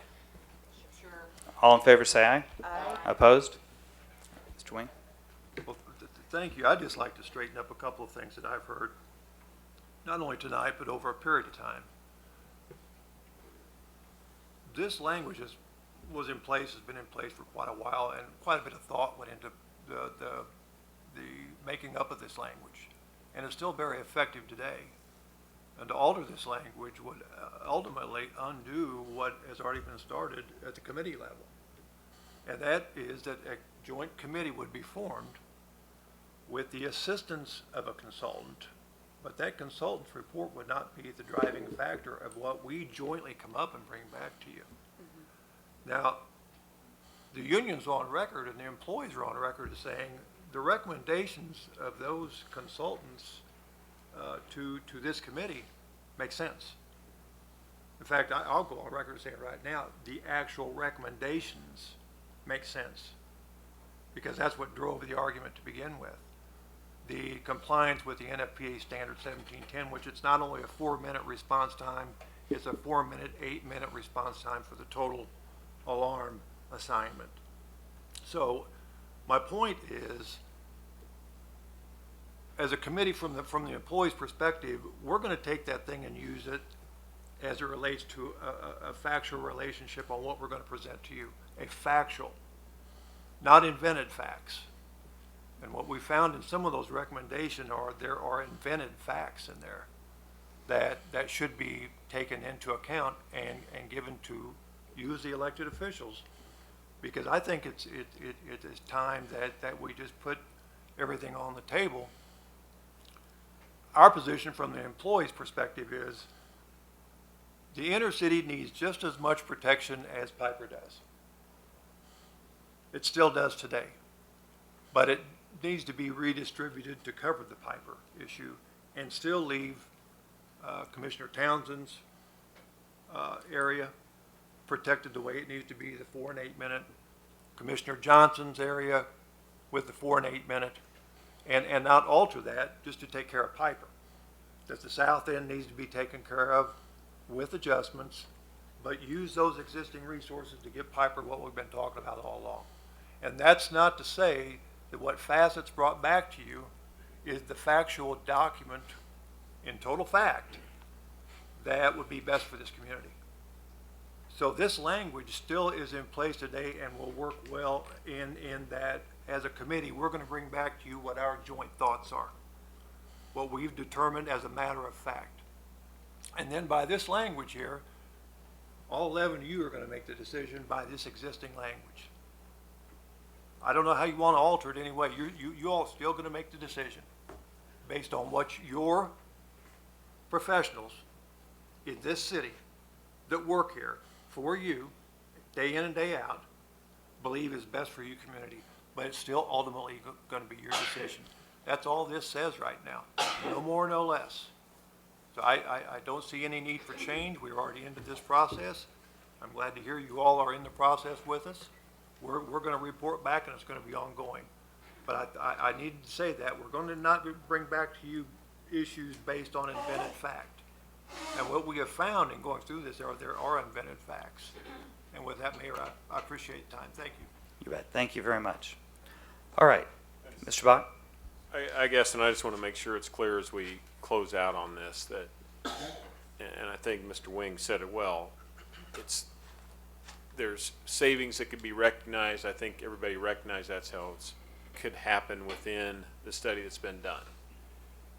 I just want to be clear, there's nothing in our budget that allows for me to build a new station and add a new company. So that's not in there, and if that's anybody's thinking that, then that's different, because just clarifying where I'm operating from the beginning of this meeting, you know, a new company, that's over $1 million to get in and operate for the year, and it's about, depending if we do a pumper, that's $600,000-$700,000 one time. You've already given me direction to go back and reduce $2 million out of the 2017 budget. 50% of our operating budget comes from public safety. That's police and fire on the city side. So you've already given me direction, unless we're going to rip apart parks or quit mowing or not do streets, but I need to take $500,000, cover your ear, Chief Jones, out of your budget in order to balance this thing in 2017. So there's a lot that's got to give and work back and forth as I go through this. So when we get direction, I just want to make sure everybody's clear. That's how I'm building the budget so far. Well, and I think there's clear consensus here. We've got to build a new fire station in Piper. I don't think anybody disagrees with that. That's absolutely a fact. And I think we're on track to get that done in the most expedited possible way. And we've got to go through the steps in order to get there. And I think all the steps are underway. We're not sitting on anything. We've got the Labor Management Committee working, actively working. We still have the consultants engaged in the process. So the process is still moving forward. We haven't slowed down. We are actively moving forward with the negotiations on the contract. Nobody's sitting down on that. That's been an active engagement since January. So we're actively moving forward in all of these facets, and to build a new fire station out west as fast as possible. It is conceivable that based on changes in the contract and personnel savings in the operations, that we could start building 2 firehouses next year. That's conceivable. And it would come out of the savings out of the department. So it's absolutely possible that with money that's budgeted, we could reallocate from operations to building. Certainly, when we have a commitment to those savings, we can issue bonds, because those don't hit us till the next year when we get the full savings. So we've learned the tricks of the trade here, Mr. Bach, on how we can get this done as an expedited way as possible. So, Chief, do you want to say anything before we close? Yeah, I just wanted to say that, there have been positive comments made in regard to response times. And I just, when it comes to, rehabilitating old fire stations, keeping some of these stations going with what we have within the budget is a tall order, but we can provide for that as we move forward. But clearly the priority is in the area of response times. And so I think that, when the Piper area is talked about in relation to response times, and when priorities are generated out of the labor management process, and if it, in that area being talked about, we're not talking about just doing that. Of course, there's going to be a plan to take care of these other areas as far as, rebuilding fire stations. But in my world, NFPA 1710 and response times as it relates to a standards of cover for the city, response times become the priority. And those response times, as Bob Wing alluded to in relation to 1710, and that the mayor alluded to in the 4-minute response time for medical and first unit on the scene for fire, there's another component to that. There's several components, but another is that the 8-minute response time, to have a full complement on the scene to be able to fight a fire with the requisite number of individuals, and that's according to national standards. So the positive comments on response times as being a priority. You know, that's kind of the world I live in, and I appreciate the dialogue, the concern, but also the willingness to take into consideration what the Labor Management Committee recommends. Thank you. All right. Well, I think we have the right people on the job, so thank you very much. All right. I plan on ending at 9 tonight. That's 15 minutes from now. And if you need to take a break, go ahead. I'd like to check in on a couple of these other items to see if we can move through them. And I think we'll plan to stop at 9 regardless of how much further we go. But if you guys will give 15 more minutes, we'll go ahead and finish some stuff up. I also want to thank all the firefighters who came out tonight. We appreciate your participation. All right, next slide up is on courthouse security. We'll start, I know this one was another one asked to be on to discuss it, but I want to start with just kind of running through what's in this year's budget and priorities. And Mike, I might just kind of run through some of this and I'll turn it back to you to answer any detailed questions on it. So earlier in the year, Gordon convened a group, had facilities, had Mr. Tobin on as well as our facilities, Judge Lampson, I think his Mr. Burns, Sheriff, I think people in the judicial complex. We went through and listed out kind of the top priorities of things we needed to do in the courthouse. Parking lot D, security, that's really one where we go in and screen the area off around that parking lot so people couldn't easily access it, just going through off the street through there. Then there's a couple different ones here on different security cameras that'd be in place, and then personnel. We said, what is the highest priority you have? They said, securing the parking lot so people can't just move in and out. That's in this year's budget. I didn't really highlight it going through it. It's part of our parking lot improvement plans. It's in there for that $100,000. The other ones would be ones we'd look at future. Obviously, personnel is an ongoing operational cost that hits it. So the security there is a one-time cost. That's what we have built into this year's budget. Mike, missing anything? No, not really. The garage right now, as it sets up in parking lot D, anyone can walk in there and walk right up to where the judges are parked or anything in there. They found people in there, vagrant smoking, living in stairwells, et cetera, et cetera. What we would do is fence it all off, put in a door system similar to what we have downstairs, and secure that area off for them. It won't be as fast for employees getting in and out, but it does change the environment dramatically. Is that employee parking on it? Yes. Yeah. Question was it employee parking only? Commissioner Kane, I think, had. Commissioner Kane, you asked to put this on here. Do you have any other questions or concerns about this? I think this is a good start, and then, once we get 6 months, 8 months in, go back and reevaluate and see if there's improvements that need to be made. Absolutely. All right, any other questions? Okay, let's keep moving. All right, the next one is accessibility issues for current parks, public pool. So this is one where we kind of have an overall assessment that's going into our Parkwood pool area to see what's there. I'll turn this over to Joe and Jeremy if they want to discuss what we have built into this year's budget, and then see what additional things will come from there. What is there really to discuss? I mean, just looking at it, what, of course we should do all of this if we are not ADA compliant or we don't have the best practices, unless you're gonna tell me the estimated cost is $700,000 or $800,000. I think the one is we just had a question about explaining what we had into the budget. So we would clarify what we have in place for it, and then if there was something that needed to be added, I think that might have been the commissioner's intent. Also, this is in response, Commissioner, last year there was a request to look into getting a slide, and some preliminary steps have been taken into investigating that, but the response was that there's some accessibility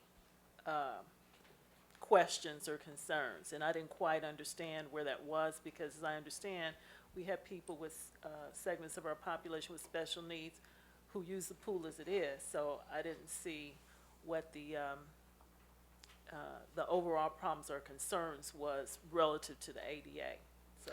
Well, one of the I'm just saying, is there anybody in disagreement to move ahead with accessibility issues for the pool project? No, I'll just tell you, this is just where no good deed will go unpunished. We did a budget change last year, this group did, to put in a slide at this pool. So we went to put in a slide and it triggered all the ADA requirements. And so we couldn't put in the slide. And so everyone said, hey, you approved the slide, why didn't you put in a slide? Here's why, because if we put in the slide, then it triggers the federal government to say you have to do all the other upgrades. So our $30,000 slide, it becomes a lot more. Right. And so we have to do this study because we want to put a slide in for those kids, and they went all this summer without a slide, again, because that project triggered more. So that's why we're here, just to let you know that we're going to look into it and try to get it done. Also in the budget, we should note, we are doing an ADA park that's going to be specific for a destination park, especially for special needs kids. That'll be a destination for families to come to our community, in our community and from around the community, to be able to use. And that's a big initiative Commissioner Walker has been pushing, and that funding is in next year's budget. I'm pretty excited about that project. It's mostly grant funding. A lot of it's grant. We have some grants and we have some cash that we're putting in. So it's a great leverage opportunity. And really, it's an economic development opportunity. I mean, it's really providing an amenity in our community that folks need. I have visited the park that Jeremy was responsible for in Independence. I don't know if any of you have been out there. It's pretty amazing. And the day I was there was quite a few people there, and a few wheelchairs, etc. We have equipment, but we don't have a park where we have all the things that are. So, if we're as successful as Independence, you'll be glad you did it. And I've left it to parks and staff to determine the location. I didn't have a preferred location. Great. I want it accessible, and I would like, I think we've talked about this, that if we build it at a location where there isn't bus service, then we're going to have to ultimately extend some kind of bus service to that area so they can at least get back to where they can catch another bus. That's right. Okay. Next topic. Do you want to, anything else on this one?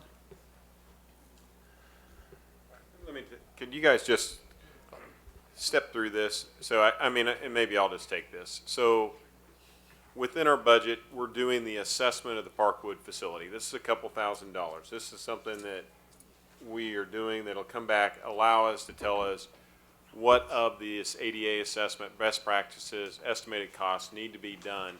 And then we incorporate that over into the master plan for the parks that'll be going on. That'll be part of what's turned back next April. And that's really how that'll shake out. We'll have our answers within it from there. Thank you. Okay?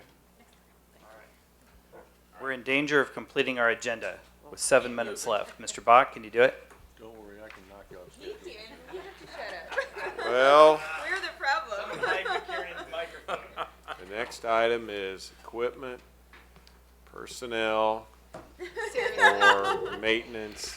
We got this. of our- Wind him up. All right. I'm going to turn this over to Mike or Jeremy if you guys want to walk through this. This is a similar chart to what you saw last year when we added some of our cost into what we were doing in the different areas. And then we will lay through what's in this year's budget. And then I believe one of the commissioners might have some specific questions, but we need to show what we have. Because we can see the chart. Well, okay. I mean, It's right there. Mr. Tobin, go ahead. If I might to get started, I'd just like to say that the money and the support that the board and the mayor and everybody has put behind us has achieved results. We're doing more, we're mowing more, we're staying close. This has been a tough year because of all the weather and all the rain that we've had, but the crews have worked harder. We've done it with less overtime because we've had more support and we're getting more out of the contractors. And with the extra people that Parks has had, because they still do the bulk of the most noticeable mowing, it has worked very well, I think. Can it be improved? Sure. Everything can. If you want to throw more money into the mowing program, we'd love to have it. If you will notice from the chart, the biggest difference on the chart now from what you saw last year is that the frequency has picked up. there are stuff we're doing now that every 7 to 9 days, and specifically 3 times per year on the UG-owned lots that we weren't doing before.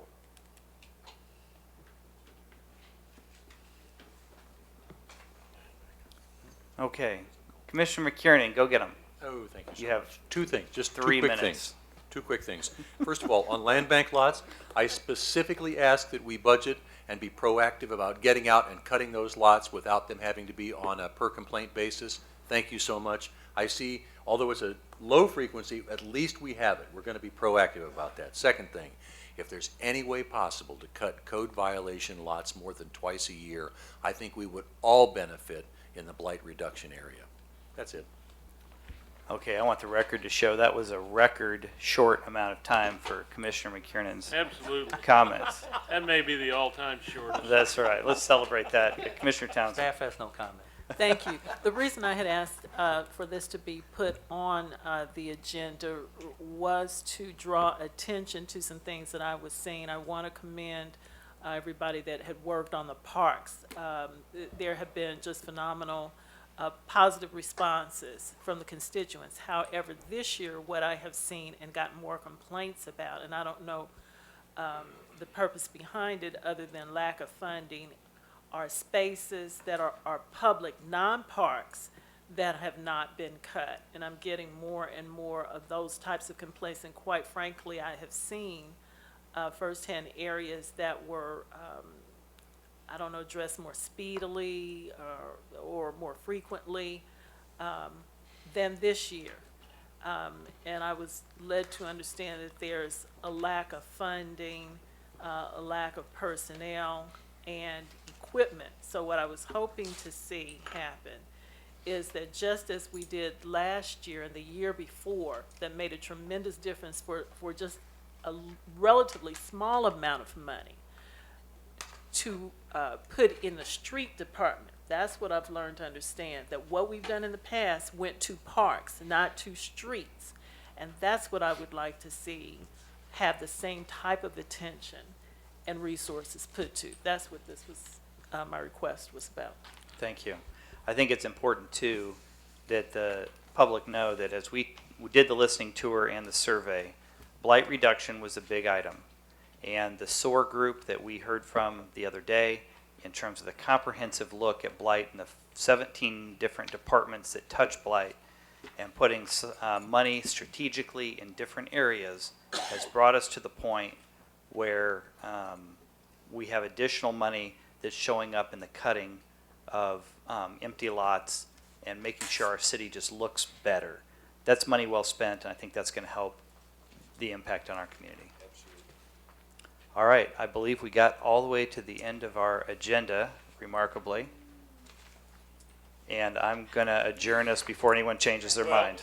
No, we I just want to, I've been having a very brief dialogue with the county administrator, Mr. Bach, and I wanted you to know another definition of blight. And another definition of blight is unpainted fire hydrants.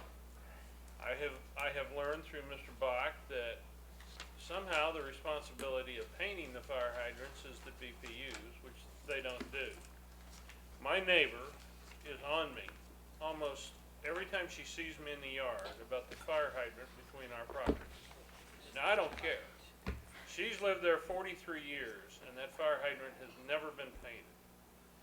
And I think it would be a great summer job program for 8 or 10 kids and a paint bucket and a brush to go out and paint fire hydrant. You know how nice a fire hydrant looks in a yard?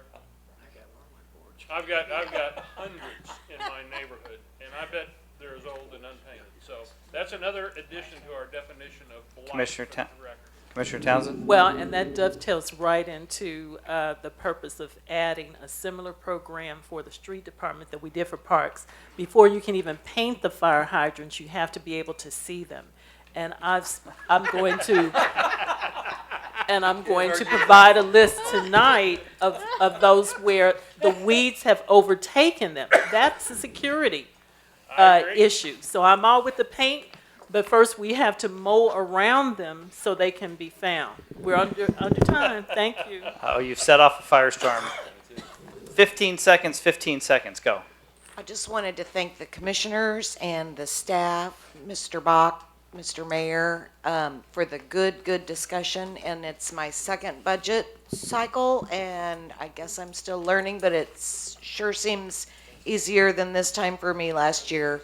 But this was a really good discussion, and I really appreciate everyone. Thank you. Thank you. So Commissioner I Fogel. have a question for our legal counsel. Wonder if some of those fire hydrants get painted by accident? What kind of repercussions are there on the people that paint them? You get in really big trouble. Because I've done that. And BPU is not happy, sorry. But they got to catch you, right? Well, I just messed up. I'm just teasing.